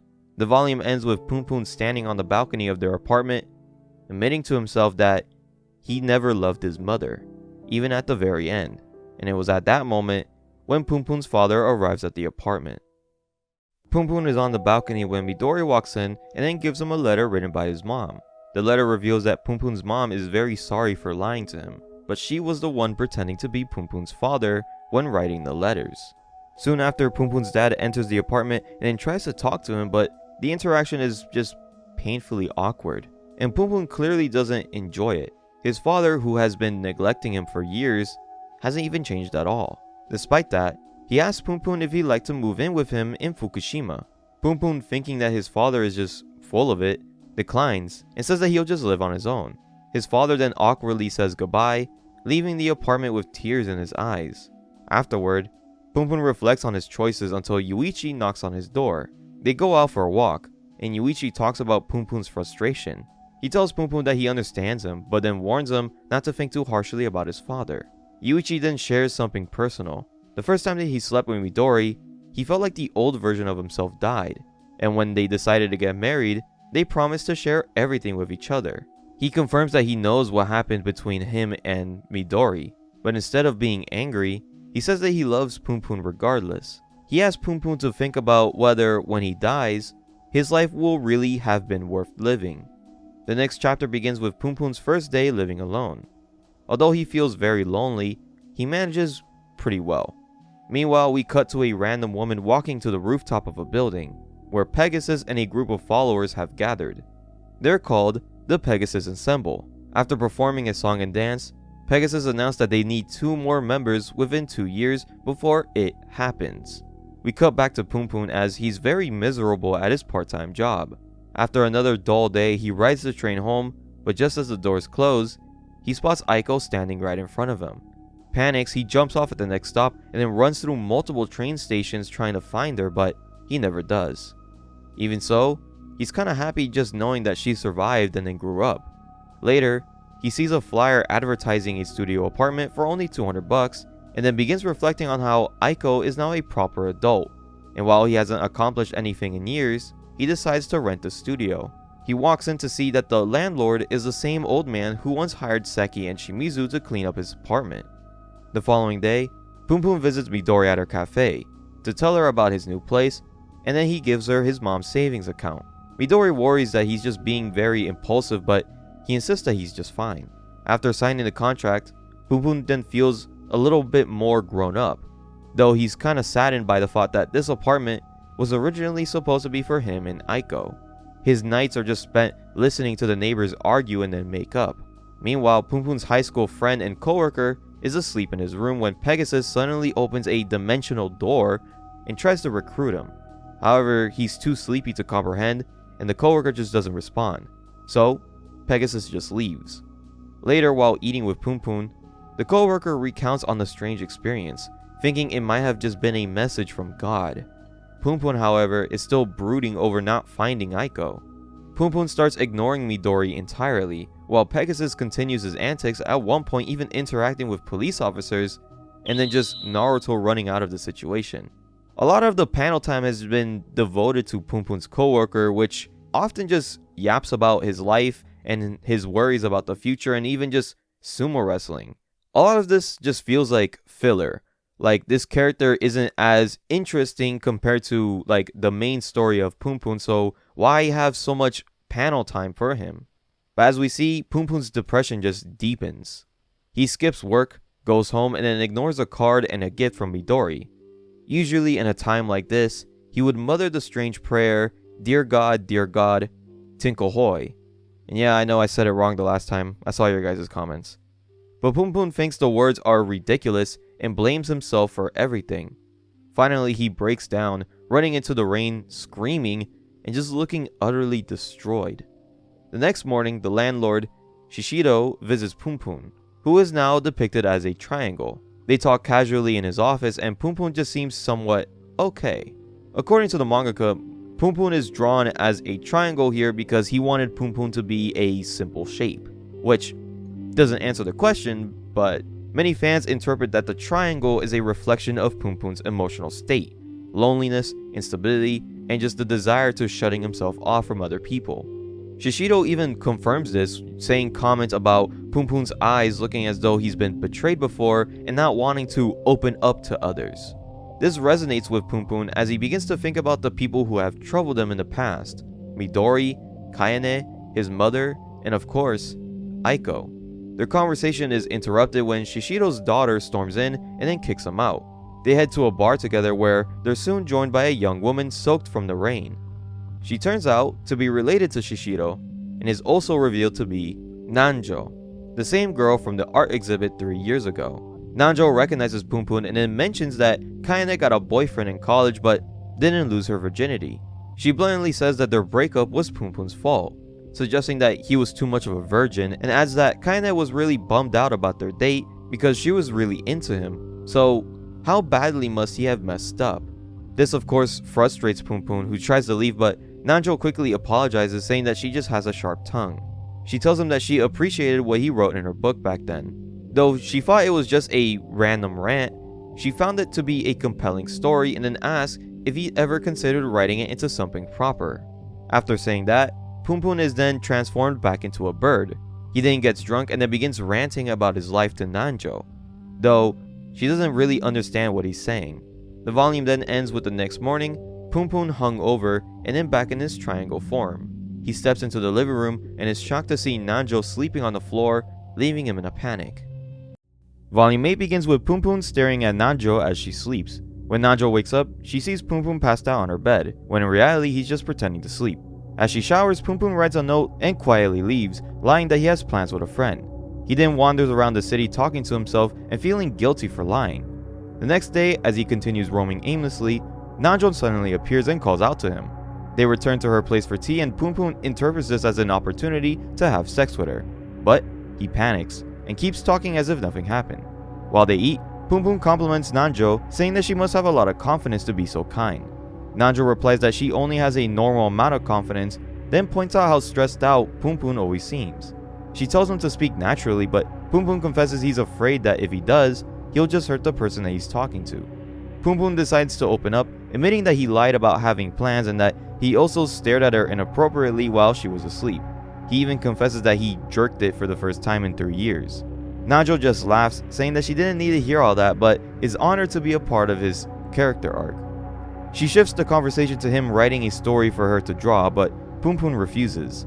He says he needs to settle things with a girl that he used to love. He doesn't know what he'll do, but he feels very compelled to see her again, and that's why he's been wandering through the city, trying to find her. Nanjo suggests that he look her up in the school directory or contact old classmates, but then realizes that Punpun might not truly want to find her, that he's just making excuses and playing the despair game, looking for someone else to share his misery with. She tells him she thinks running into him again was fate, and that she'll help him settle things with this girl. Punpun just tells her to stop it, and then storms off. But Nanjo gives him her number so he can send her his writing. He says he won't be writing back, and then just leaves. The next day, one of the cult members bothers Nanjo at work. She warns him that if he ever pretends to just see her again after work, she'll report him to the police for stalking. After that encounter, she sees Punpun. He gives her some of his writing, but she trashes it, saying that his grammar and dialogue both suck. Punpun says that they shouldn't keep moving forward, but Nanjo tells him to just rewrite it. Nanjo goes to get food, and while she's gone, Kayane's older sister, Miyuki, walks in. Miyuki tells Punpun that Nanjo always dreamed of becoming a manga artist, and even almost getting serialized once. But it fell through. Despite that, Nanjo still holds on to her dream, and once said that she wants to destroy the world with her manga. After they eat, Punpun tells Nanjo that he's going home to rewrite his story. Nanjo knows that Miyuki must have told him something, but she admits that even though his story sucked, she was very happy that he wrote it. We then see Punpun helping Nanjo look for a new apartment. Later, they meet with Shishido, who offers Punpun a part-time job. During the meeting, Shishido's daughter enters the room and then starts yelling at her father. She turns her anger towards Punpun and his generation, but Nanjo defends him, leading to both of them getting kicked out. At the train station afterwards, Nanjo tells Punpun that she wasn't defending him, she was defending herself. She then scolds him for not speaking up. Punpun argues back, saying that it's very unfair to expect him to have the same confidence that she does, and tells her to stop looking down on him. Nanjo insists that he's wrong, and then confesses that she has plastic surgery. Her mother remarried, and her stepfather and step-siblings constantly mocked her for being fat or ugly. So, she changed the parts of herself that she didn't like. She explains that her confidence comes from moving forward, and wanting her dreams to come true. Seeing Punpun stay stagnant because of his sadness and anxiety just frustrates her. It's like watching her old self.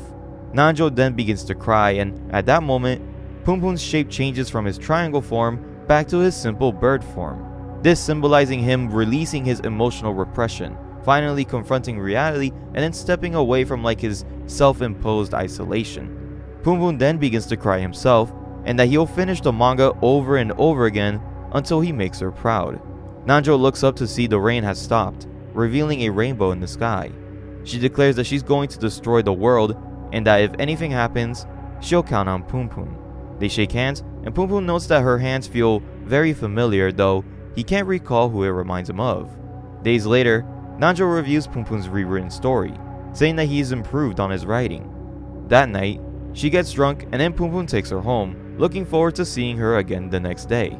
Later, we see Punpun talking with Shishiro at the office. Shishiro mentions Punpun possibly getting a real estate license and also brings up a firework festival happening that night. Punpun decides to call Nanjo and invite her, and she agrees to go. Shishiro suggests Punpun surprise her by picking her up after work. We then cut to Punpun waiting outside Nanjo's workplace. Coincidentally, the cult member from earlier is there too, waiting for her as well. As Nanjo exits, a young man greets her and then carries her bags. The cult member mutters that she should have just told him she had a boyfriend, while Punpun just stands there with an unsettling expression. Punpun goes home, deeply depressed by what he saw, as Nanjo just keeps trying to call him, asking where he is. Moments later, Nanjo bursts into his apartment, demanding to know why he isn't answering his phone. Punpun says that he's sick, but she can tell that he's just lying. He tells her that she should just go with her boyfriend instead, saying that she has a lovely boyfriend. Nanjo then corrects him, saying that it's not her boyfriend, but her ex-husband. He was just there because of the stalker waiting for her outside of work. Nanjo pushes Punpun to leave the apartment with her, and they walk towards the festival. Along the way, Punpun admits that sometimes, when she's nice to him, he sometimes gets the wrong idea, and he's afraid that he might end up falling for her. Nanjo is surprised but tells him that it's okay if he falls in love with her.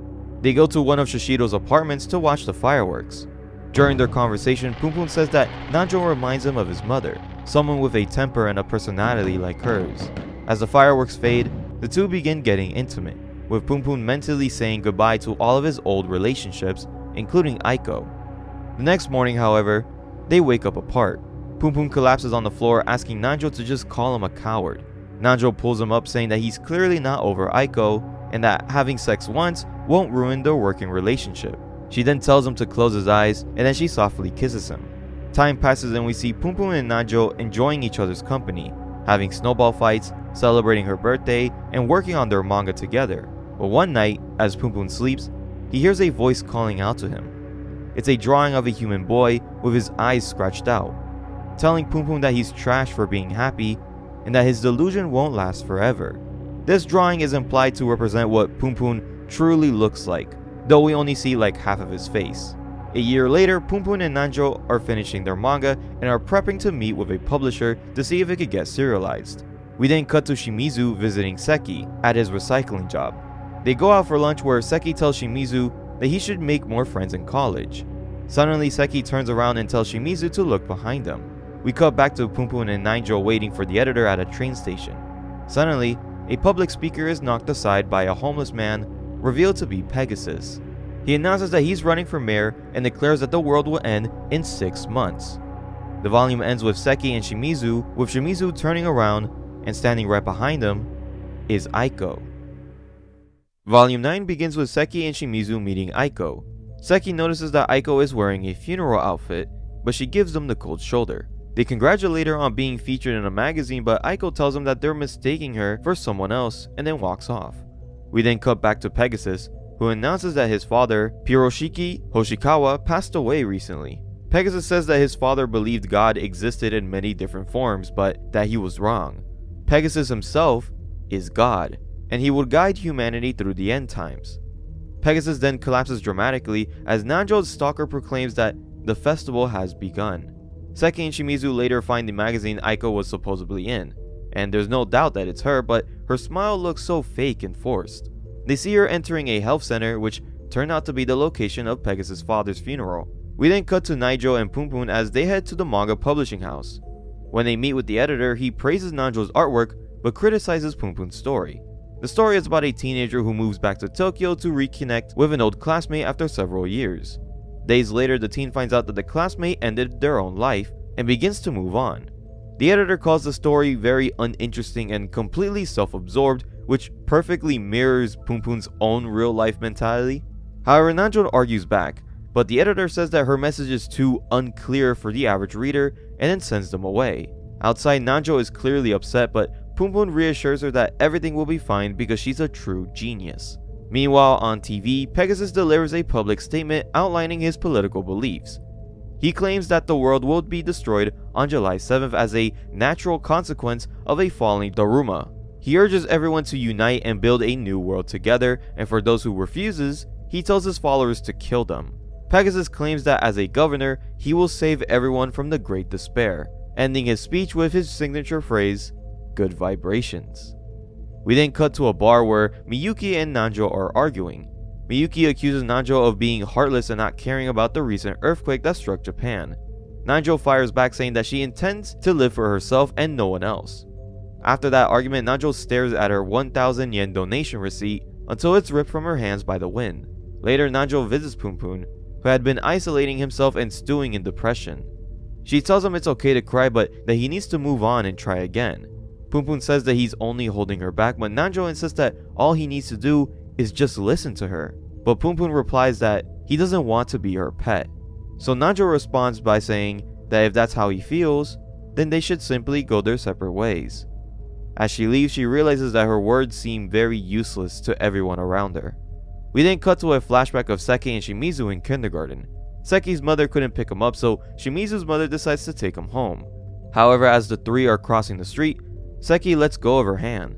In the present, Seki is working an electrical job. He poses a question to his coworkers.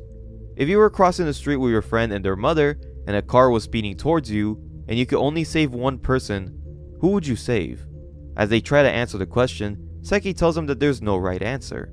It's revealed that as a child, Seki saw a drowsy driver speeding towards them and instinctively saved Shimizu, leaving Shimizu's mother to get hit by the car. Seki covered Shimizu's eyes, telling him that his mother was fine, promising to always protect him and to bear the burdens of reality all for himself. In the present, Shimizu is seen talking to his mother, who appears only as a hand, and a UFO-shaped poop god floating outside his apartment. When he hangs out with Seki, Seki encourages him to get a girlfriend, but Shimizu says that he doesn't want to make his mother feel lonely.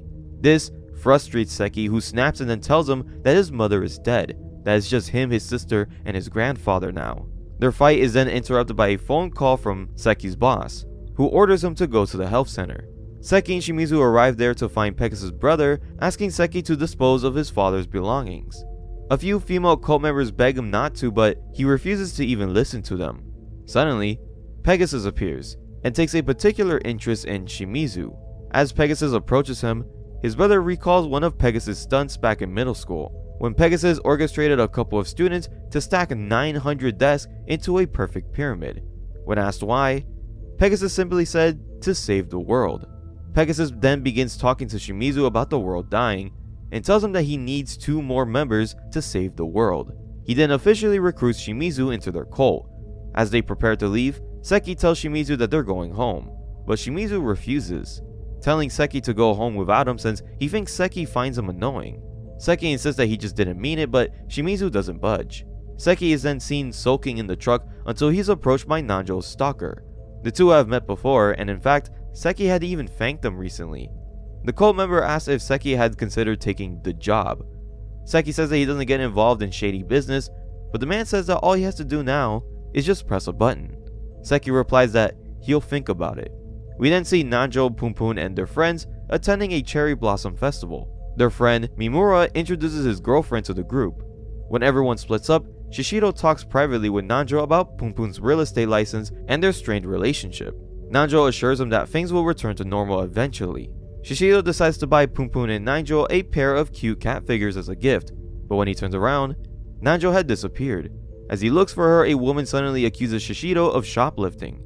She reaches into his pocket and in a panic, Shishido slaps her to the ground. As he stands there confused, a coworker tackles and restrains him. In the crowd, Pegasus watches. Nanjo rushes in to stop the chaos, but when she checks on Shishido, he's unresponsive. Pegasus follows the woman who made the accusation outside and identifies her as the Dark Spot. 3 weeks later, Shishido is still recovering, suffering from a dislocated shoulder and a spinal cord injury. No one has been charged and his business has been closed. His daughter plans to sell the property. Nanjo vows to find the woman who did it, but Shishido weakly tells her that there's no one to blame and then pleads with her to be kinder to others. Outside, Nanjo admits that she can't be that kind and that she needs someone to blame. Punpun tries to comfort her by holding her hand, but it only just makes her feel even worse. She tells him that his gestures are just making things more painful, and then she demands an apology. Punpun apologizes, but it only frustrates her more, though she eventually does apologize for lashing out. The next day, Shishido's daughter calls Punpun, asking what he plans to do now that his lease is almost up. Punpun remembers the promise that he made 2 years earlier. If nothing had changed by the time his lease expired, he would end his own life. That night, Punpun had a strange dream in which Pegasus appeared in his room, asking for his help to save the world. Punpun refuses. Pegasus calls him a victim of the dark spot and then warns that something is lurking in the corner of his room, which turns out to be Punpun's old god. As Pegasus leaves, Punpun's god greets him, welcoming him back home, back to his old, depressing mindset.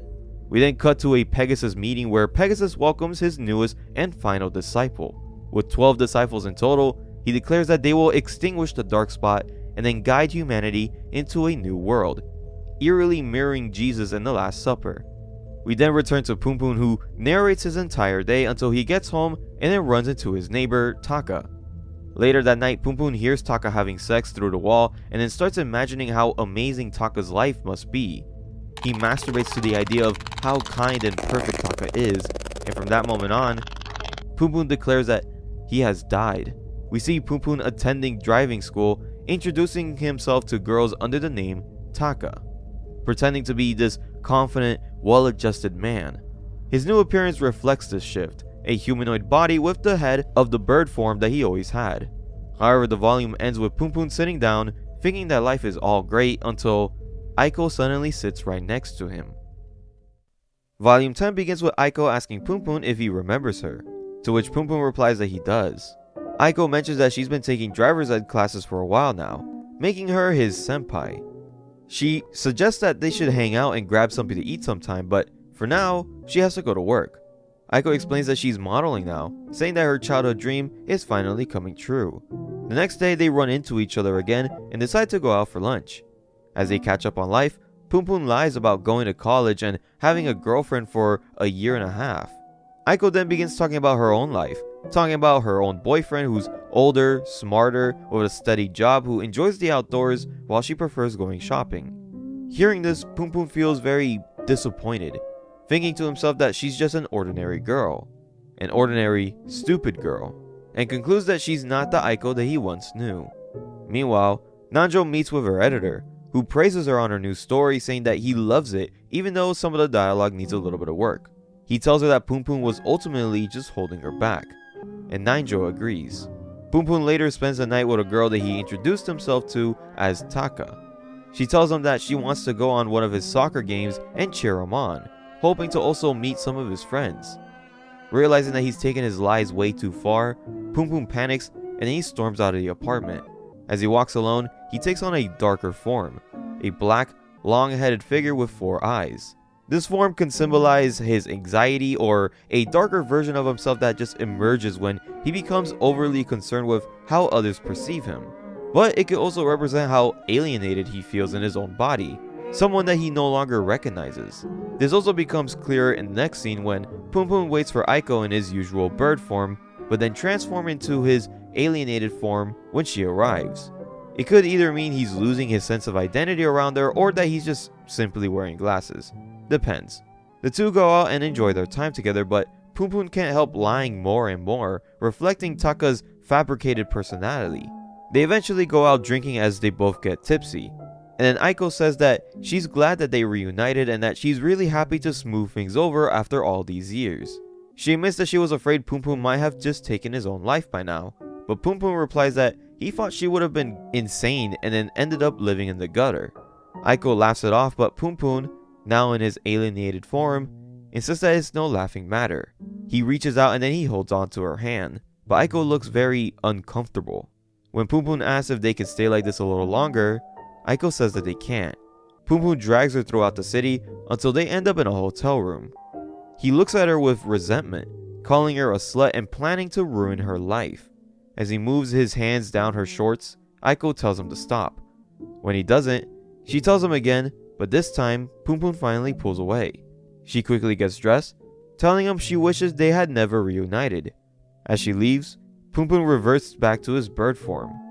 The next day, he daydreams about moving far away, realizing he's just lost the only thing he had left.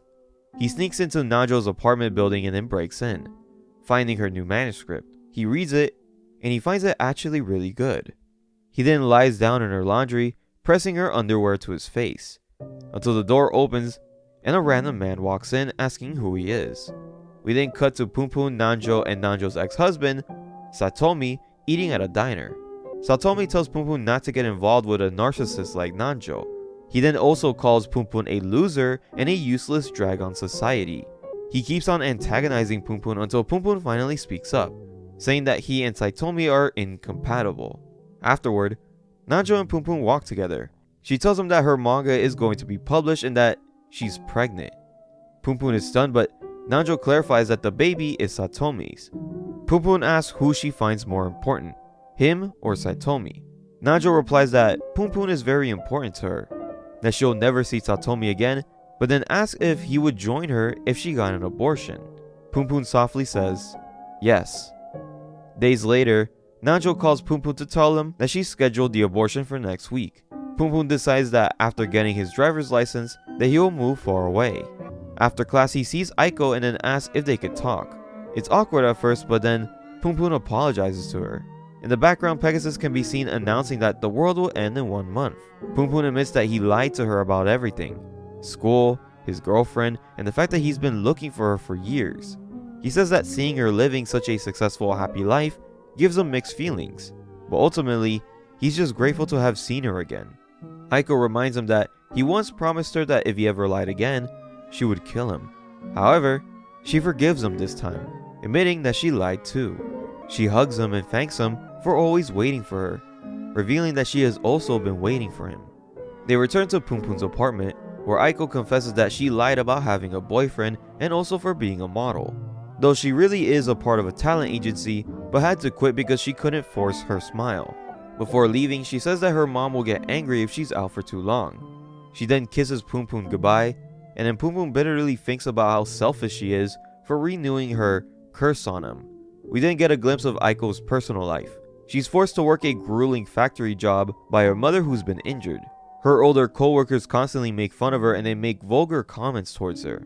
When she gets home, she finds her mother with women from Pegasus cult holding a statue of their god. Aiko asks if those statues will help her cure her mother's injuries, saying that she can't keep living like this. Her mother tells the women to leave and then asks Aiko to step closer. Later, we see Aiko is shown crying in bed with bloody tissues scattered around her. Back with Punpun, he gets a call from Nanjo, who tells him that he doesn't have to come to her abortion if he doesn't want to. Punpun asks what she really wants, but before he can get an answer, Aiko knocks on his door. He answers and immediately notices the bruises on her body. Aiko apologizes for interrupting his call, saying that she just wanted to see him, and then turns to leave. But Punpun grabs her arm, telling her that if she has something to say, she should just say it. His god then echoes the same thought towards him, but all Punpun can think about is wanting to have sex with Aiko. He then yanks her shirt down, revealing her whole chest, and then pulls her inside. They begin to get intimate, with Punpun losing himself in the moment. Afterward, Aiko sits apart from him and asks if he likes her. Punpun replies that he loves her, and she says back that, in that case, she loves him too. Punpun realizes that he can't sink any lower than this. As he lies under the sheets, Aiko tells Punpun how difficult it's been taking care of her mother. Punpun says that he's been thinking about moving away and suggests that they should do it together. When he tells her to inform her mother before they leave, Aiko suddenly sits up and says that they should all go right now. They get into a taxi, and Punpun feels as if he's finally letting go of the day he once left Aiko waiting, believing now that Aiko is his one true soulmate. Meanwhile, Nanjo is left waiting for him alone, crying, mirroring the moment from their childhood when Aiko cried as she was waiting for him. Aiko then grabs Punpun's hand, telling him that he belongs to her now. The volume ends with Punpun proclaiming that he'll never let go of her hand as they walk away together towards their new life. Even though we're still adding characters to like a series that's very close to being finished, I love seeing the new scenes of like Punpun and Nanjo just hanging out together and just him being happy with her. I also just really like the scenes exploring Nanjo's whole personality and her history. I think she's a very interesting character, and I just love the dynamic between her best friend, and even her dynamic with Shishido. And again, I just love all of the scenes that she has with Punpun, but obviously that doesn't last very long, and we see his downward spiral again, but it also doesn't help that Aiko is now in the picture. One thing I still don't like is like the Pegasus cult. I do like that it's connecting to like all the other stories happening as well, but it's still not very interesting. The only thing that's interesting is like the fact that the world is about to end, when in reality it just seems like the end of the world will have to do with Punpun and Aiko's new toxic relationship. Volume 11 starts with Pegasus showing Shimizu the future and explaining to him the dangers of the Black Mark. Pegasus then says that he will head towards the Black Mark since there's no time left.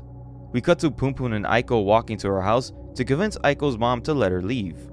Aiko warns Punpun that her mother can be very difficult to deal with and can't help but feel scared to confront her. Punpun hugs her and calls her an idiot, telling her that he adores her so much that he wants to kill her. He then tells her that no matter what, he'll protect her. When they enter the house, Aiko's mom is in the living room wearing Aiko's school uniform. She asks who the man behind Aiko is, but Aiko just straight up tells her that she's leaving to go live with Punpun. Aiko's mom says sure, if Aiko wants to abandon her crippled mother, but insists that they should talk about it over some tea before they leave.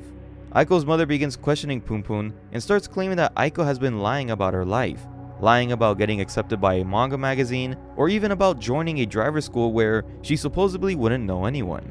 Aiko says that she didn't lie, but her mother responds by punching her straight in the head. Aiko's mom screams that Aiko is only going to cause more problems for everyone, and that she should just stay home and keep her mouth shut. Aiko then calls out her mother's religion, saying that she believes more in that over her own daughter, but Aiko's mom insists that she is precious to her. Yet the last thing Aiko believes in is her own family. Aiko gets up and then tells her mother goodbye, saying that she will decide what she believes in. As Aiko walks away, her mother pulls out a knife and goes to stab her, but Punpun pulls her out of the way, though the knife still cuts Aiko's back. Aiko's mom pins Punpun to the wall with the knife stabbed into the wall next to him. She looms over Aiko and asks why she isn't wearing what she had on this morning, then stabs her in the stomach.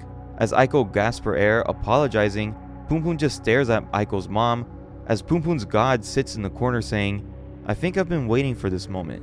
Good morning, Punpun." Punpun tackles Aiko's mom to the ground and then begins bashing her head in with her religious statue. Aiko's mom grabs a pair of scissors and stabs Punpun in the leg, but Punpun resorts to choking her until she eventually dies. It then begins to rain.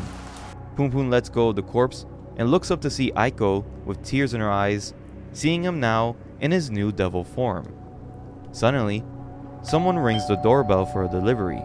Punpun calmly gets up, fixes himself, and retrieves the package. As the delivery person leaves, Punpun just stands there, wishing a comedian prank host would just pop out of the bushes. When he walks back inside, Aiko is stabbing her mother's corpse repeatedly, covering herself entirely in blood. Punpun tells her to stop, and she hugs him, clearly hysterical, saying that she loves him.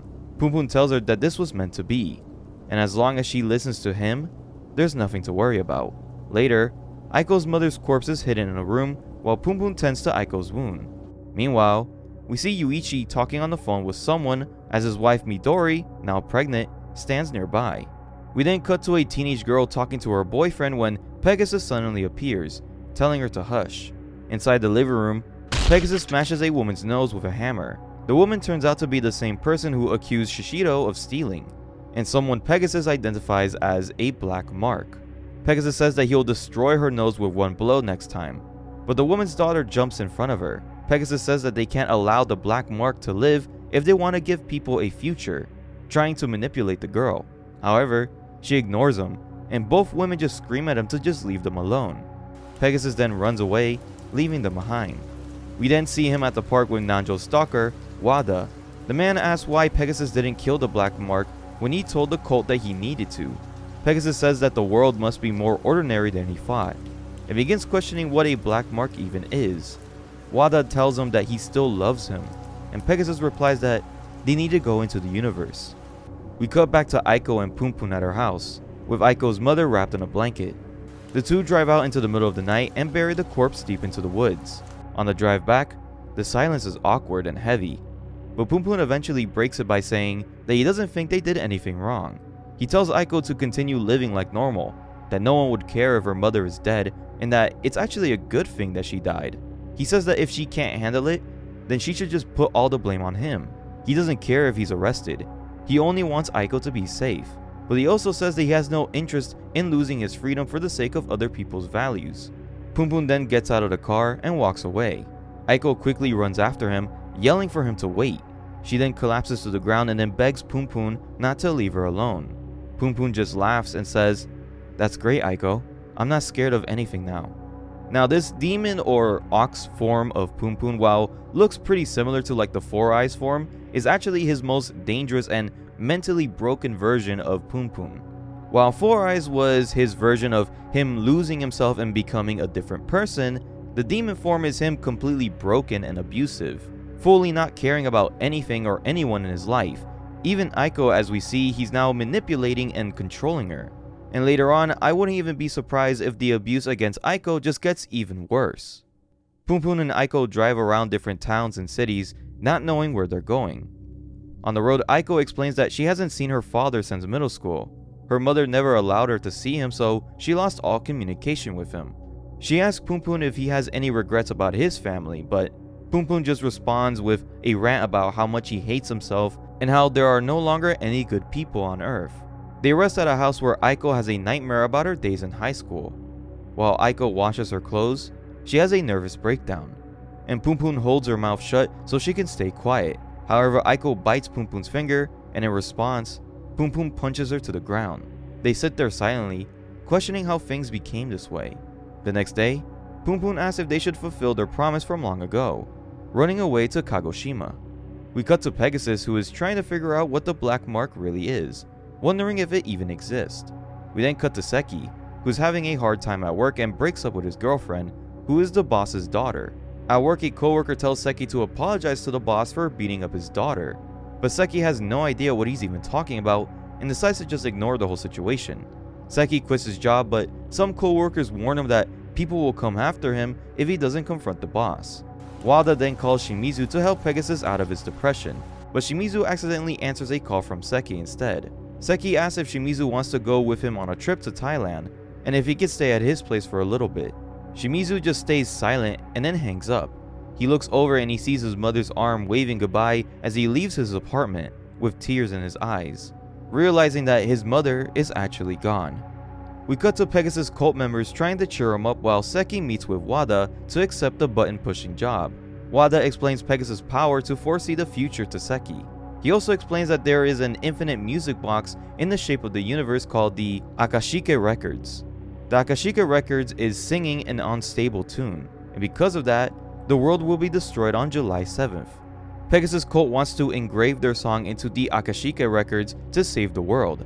However, Seki points out that if they want to save the world, but Wada wants to prove that Pegasus can accurately predict the apocalypse, then Wada has some conflicting intentions. However, Wada replies that he can't allow Pegasus to make any more prophecies. Years ago, Wada planned to make a pop sensation out of a man who recorded a murder confession over a porn video, the same man that we saw in Volume 1. However, it never happened. He gives Seki his advance payment and tells him that he should spend the time he has left with the ones that he loves.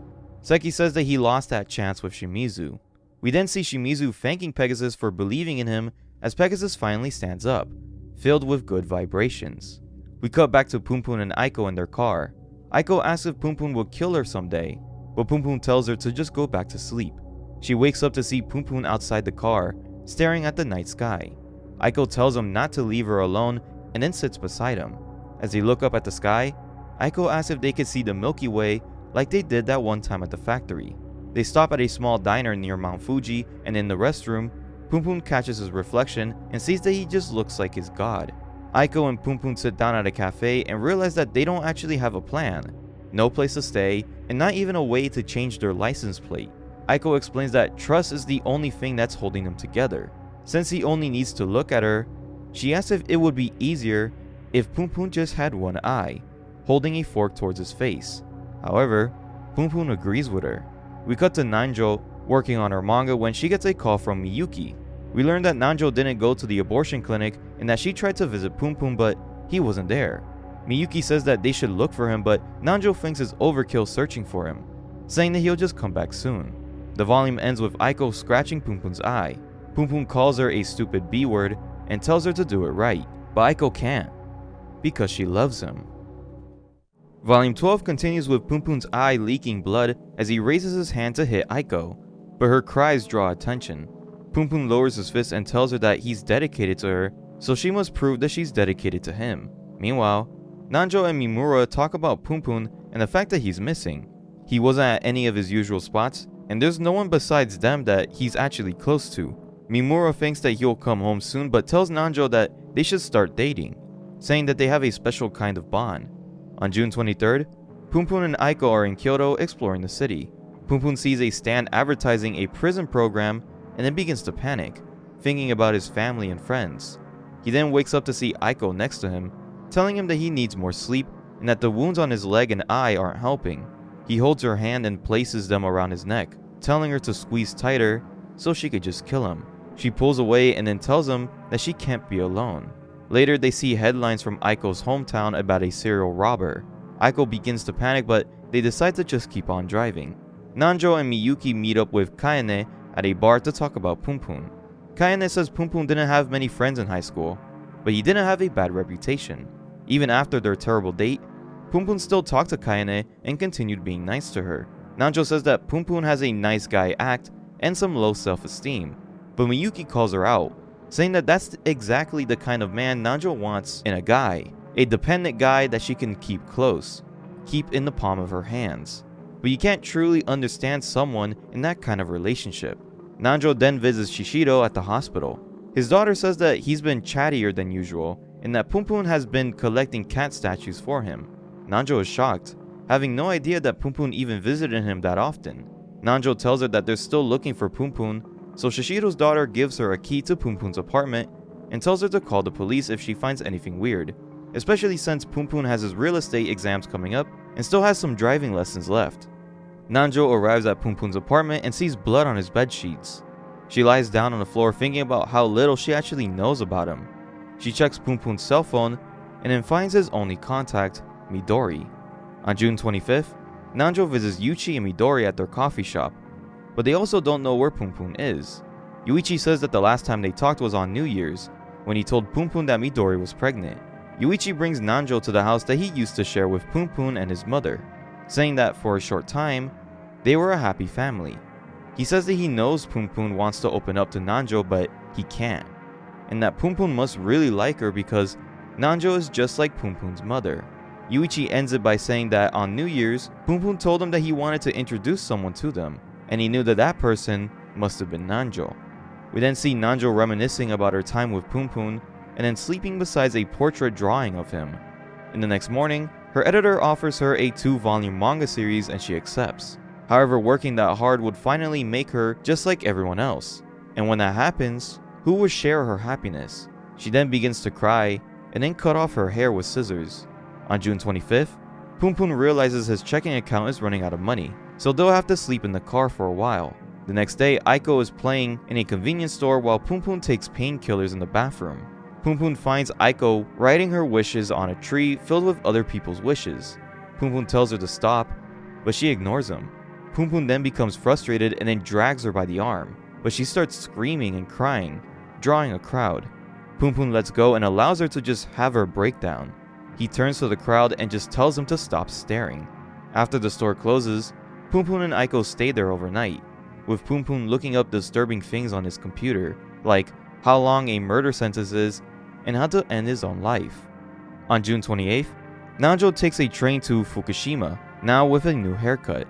She visits Punpun's father to ask about him, but he says that he hasn't seen Punpun since his mother passed away. Nanjo then asks about Punpun's childhood.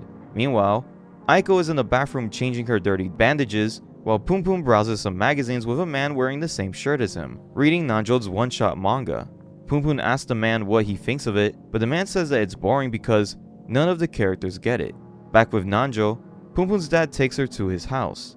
He says Punpun was actually a smart and popular kid when he was younger and matured faster than most kids in his grade. Suddenly, 3 of his friends drop by with their kids and they all have a small get-together. The man from the convenience store sits outside drinking a can of soda and then places it on the sidewalk and then walks away. Punpun watches him and decides to follow him until the man turns around. Punpun tells him that it's bad to litter and then returns the soda can. The man explains that the trash can outside the store is usually full, but Punpun tells him to just go back and check it. The man criticizes Punpun for his misguided sense of justice and says that he'll just throw the can away in a nearby trash bin. Punpun then gets angry and then grabs a wooden plank saying, "People like you piss me off the most." Back with Nanjo and Punpun's dad, the little kids perform a small play about a shooting star, which reminds Punpun's dad of the time that Punpun disappeared for a day in 2nd grade. Punpun's best friend at the time, Watanabe, claimed that he once caught a shooting star. Punpun wanted to believe him, so during the next meteor shower, they went looking for one. Punpun got lost, and elsewhere, Watanabe was hit by a motorcycle. Watanabe survived, but Punpun blamed himself for the incident and became hesitant to make new friends. As Punpun's dad tells the story, we see Punpun beating the man with the wooden stick until Aiko runs in and stops him. Now the scene with Punpun and the man from the store is just super interesting to read because it could be read in multiple different ways. One way of seeing the scene could be Punpun getting angry at the guy for just making fun of Nanjo's manga, or it could be symbolizing how Punpun sees himself. Since they're wearing the same shirt, it's implied that Punpun saw himself in this man and just hates the way that the man is acting and calling him out on his misguided justice, kind of like a self-reflection of himself. Also, another interesting thing is the fact that we know when Punpun's innocence was lost, and it was during the Watanabe accident. Now, we actually never see this accident, nor do we actually see what Watanabe looks like, and at first I didn't like that the mangaka didn't show such an important moment in Punpun's life because that's what this whole series is about. However, the more I read into it, it makes sense why Watanabe was never shown and why the accident wasn't shown either. Since the series is in the perspective of Punpun and he never actually saw the accident, we wouldn't also be able to see the accident. And since Punpun blames himself for the accident, he would block out Watanabe and that trauma, especially since when we first heard about this accident, it was when Yuichi first taught Punpun the prayer about God. It's just a theory, but for me this makes perfect sense. Back in the story, Aiko begs Punpun to stop and then brings him back to the car. As she starts the engine, the man, now bloodied up, appears in the parking lot and throws a flagpole at the car window, as Aiko just speds off. Nanjo leaves Punpun's dad's house and calls Miyuki saying that she needs to protect Punpun and needs help finding him. Punpun and Aiko abandon the car and decide to walk. Punpun tells Aiko that the man attacked them first with a cinder block, so that what he did was self-defense.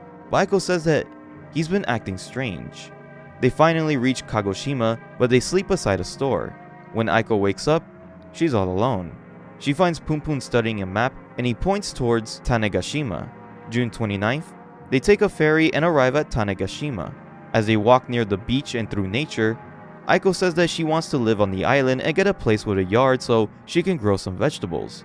However, she says that she wouldn't want kids because she doesn't want them to make the same mistakes that they did. Punpun tells her that what-ifs are pointless, but then he returns to his little bird form and says that even if what-ifs are meaningless, he hopes that one day they can have fun talking about them. And at that moment, Punpun feels really good, and he thanks her for having met him. We then get a beautiful scene of Punpun and Aiko running along the shore, finally experiencing a moment of happiness. When Punpun walks over to a rock, Aiko approaches and asks, "Are you going to kill me now?" Punpun, now shown in his demon form again, says, "Yeah." He wraps a rope around Aiko's neck and tells her that he's at his limit too. He knows that she doesn't want to be alone, so this is the best way. Aiko begs him not to do it. She doesn't want to die, and even offers to have sex with him. And she says that one day he'll be glad that he stayed alive. Punpun says that there's no future for a murderer, but then Aiko reveals that Punpun didn't actually kill her mother. She did. When Punpun left, her mother was going to get up, so Aiko stabbed her several times and then killed her. Punpun repeats over and over that she's lying, but Aiko insists that it's the truth, and that now that he knows, he can finally leave her. Punpun then stops strangling her, and the two lie in the grass staring at the night sky. Punpun's bandage falls off, revealing God's face behind his eye. Aiko says that she's staying on the island and that she won't go to the police. She asks Punpun to leave, but Punpun says that they should just get married. We cut to Pegasus then confronting Wada, saying that he knows what Wada is planning. June 30th, Seki comes home and finds two of his former co-workers waiting for him. One puts him in a headlock while the other beats him up and pulls out a lighter, knowing that he's terrified of fire. Later, Seki is left alone, thinking about old memories of the factory and the little girl that he used to talk to there, shown earlier in Volume 2 of the factory. The next morning, he finds Shimizu and tells him not to go to Pegasus today. He suggests that they should just go somewhere else, but Shimizu says that he decided to be useful to somebody. Before he can finish speaking, Seki is already gone. We then see Seki entering Wada's house, where he finds an envelope and a tape on the coffee table. Wada's mother appears and then begs Seki to turn the TV on for her. Seki realizes that the button pushing job Wada offered him was literally just to turn the TV on for Wada's mother. Back with Pegasus, he records his final message to the world, a world bound by love. To begin a new world, he and his cult plan to go to space to reach the Akashiga record before July 7th. The cult members, including Shimizu, all raise their cups to drink, but suddenly, one member refuses, saying that she only joined because she wanted friends. Another member also backs out, terrified. This causes Wada to call for a break, clearly referencing the real-life Jonestown incident where followers drank poisoned Kool-Aid. Wada becomes frustrated that they couldn't go through with ending their lives. He pours gasoline over the balcony and then calls the police to report that he knows where the serial robber is. He then ends the call and flicks his cigarette into the gas. On the rooftop, Seki listens to the tape Wada left him, where Wada asks him what he truly believes in. Suddenly, black smoke begins rising from the cult building, and Seki realizes that Shimizu is inside. Back with Aiko and Punpun, a waitress gives Aiko information about a job application that includes employee housing. Aiko is ecstatic and then rushes to try to find Punpun. Punpun is filling out a phone contract using Aiko's name. The volume ends with Aiko finally finding Punpun, while on the TV, a news report announces the discovery of Aiko's mother's corpse and confirms it as a homicide, with Aiko named as the primary suspect. The final volume begins with Seki running towards the burning building, reminded of the fire that happened at the factory when he was a kid. Punpun and Aiko try to leave the phone shop when the clerk runs after them, recognizing Aiko from her modeling days. However, Punpun tells him to just get lost, and they decide that they can't stay in Tanegashima. Back with Seki, we see him climbing the side of the burning building and breaking a window open.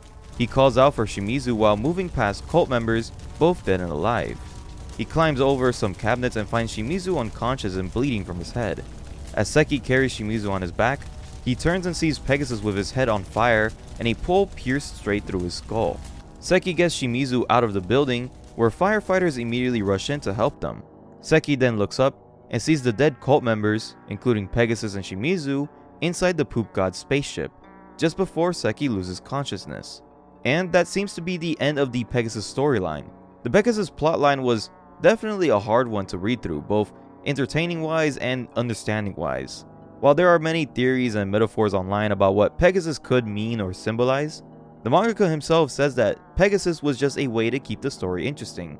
As he quotes, Pegasus shows up in the middle of Volume 7, where Punpun has graduated high school and is living on his own.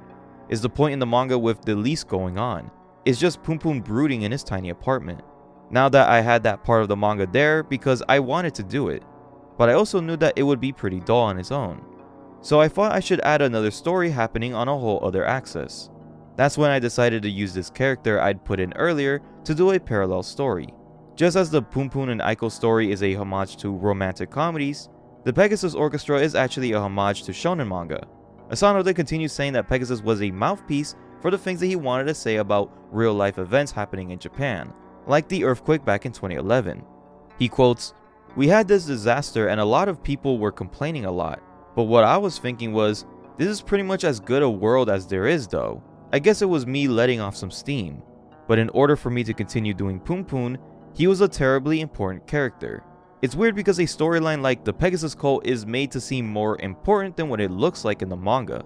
Specifically the fact that Asano says that if it wasn't for Pegasus then the world would have been destroyed just like what Punpun wanted, so In his own words, the Pegasus crew saved the Earth at the cost of their lives, but nobody knows it.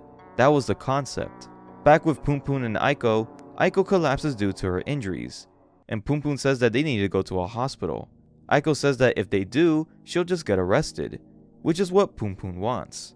They grab a taxi and Aiko suggests going back to Kagoshima to see her uncle, who's a doctor.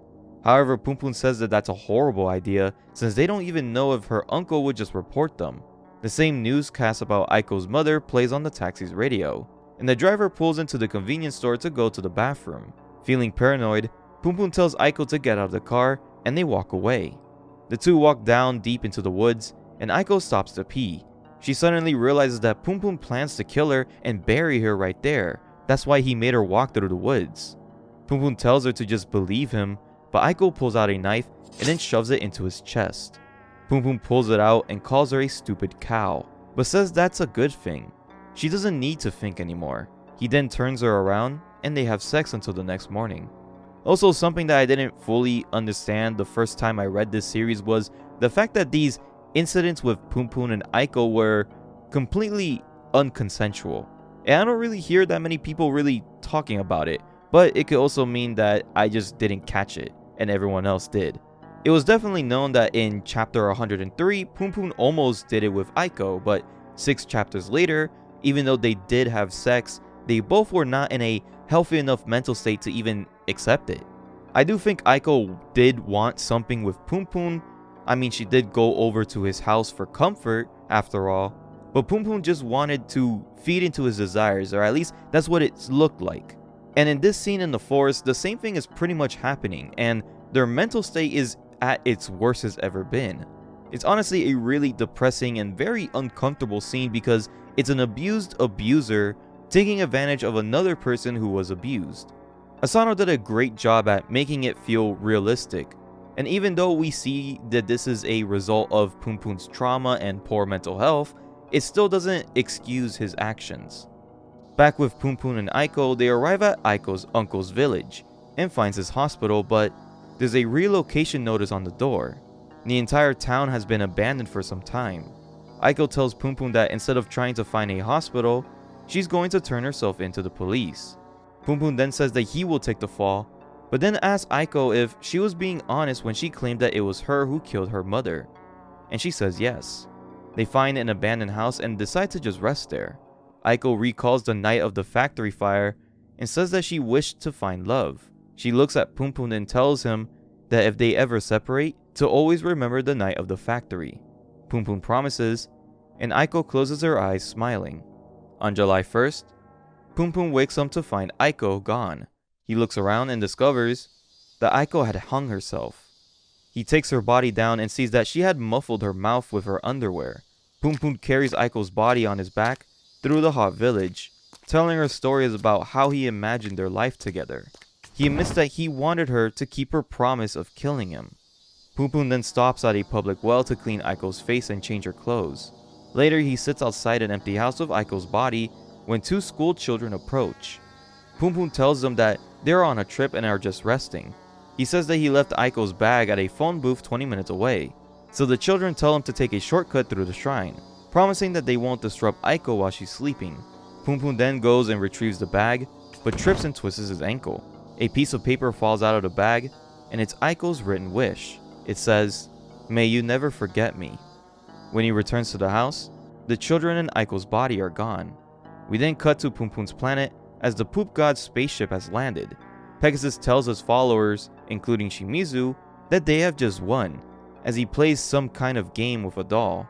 Outside, god-shaped meteors begin falling through the sky. And this is the scene where Asano says that Pegasus saved the world, but no one knows about it. And obviously, just looking at the panels, it's pretty obvious why a lot of people were very confused by this.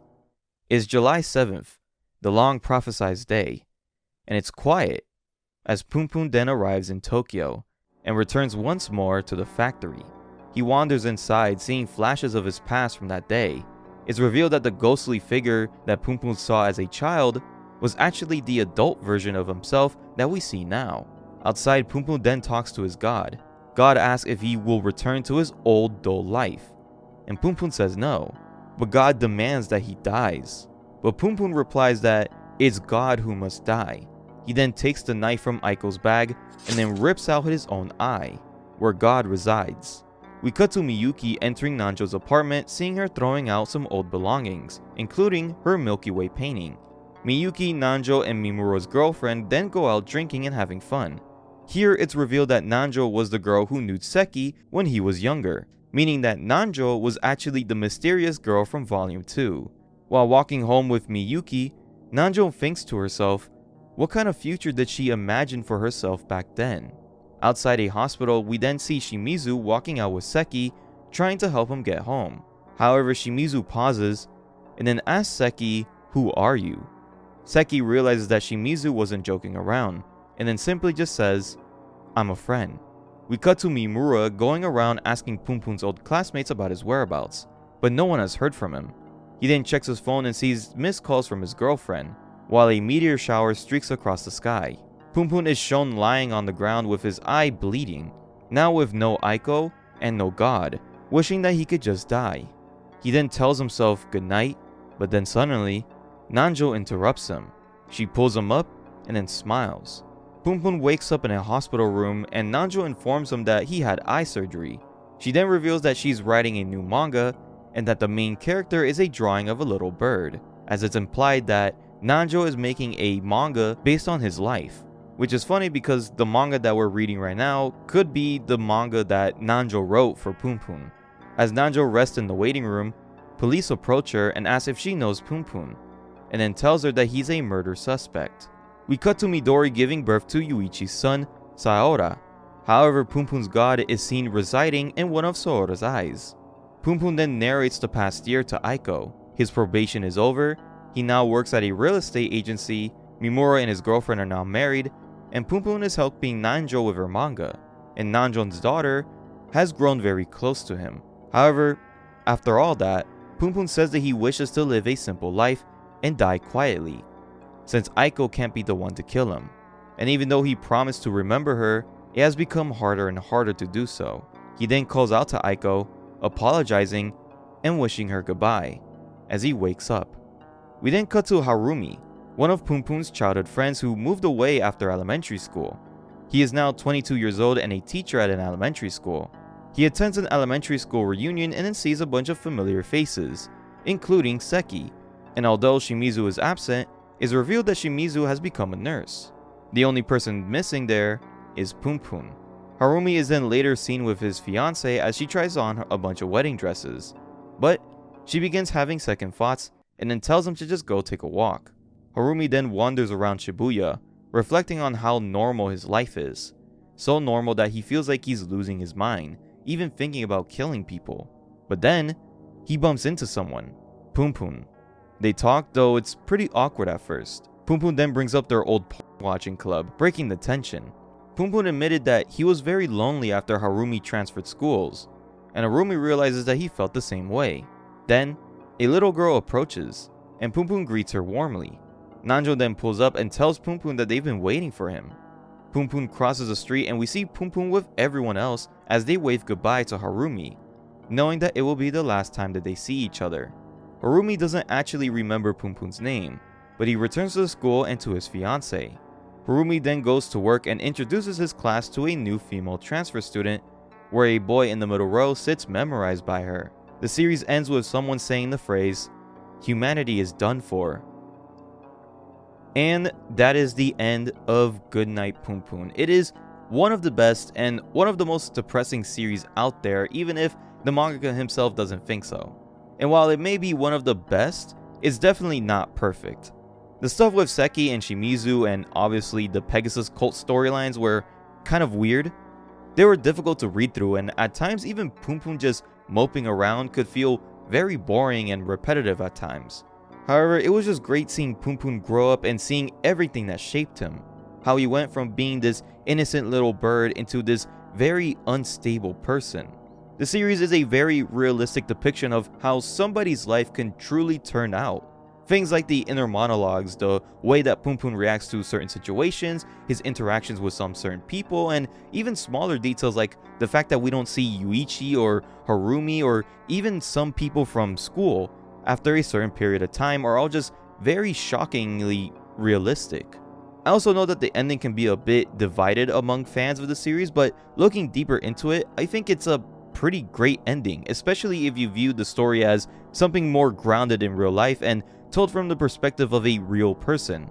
Because after the series ends, Punpun doesn't get what he wants, and sometimes that's just how life works. And honestly, the mangaka himself says that that's pretty much how Punpun's entire life has been. Even though we see his life has improved since returning, Punpun is still not happy. He's still broken. And it's also funny to think about the fact that this was the second draft of the ending. Asano revealed that the original ending to Goodnight Punpun involved Nanjo's daughter falling onto some train tracks, and Punpun going down to save her only for Punpun to just die instead. As Asano says, it's too clear-cut an ending for the story. It wraps it all up a little too well. Living is harder than dying. See, so I thought this was the most painful, worst possible ending for Punpun. And that's why in the end, I went with this final chapter.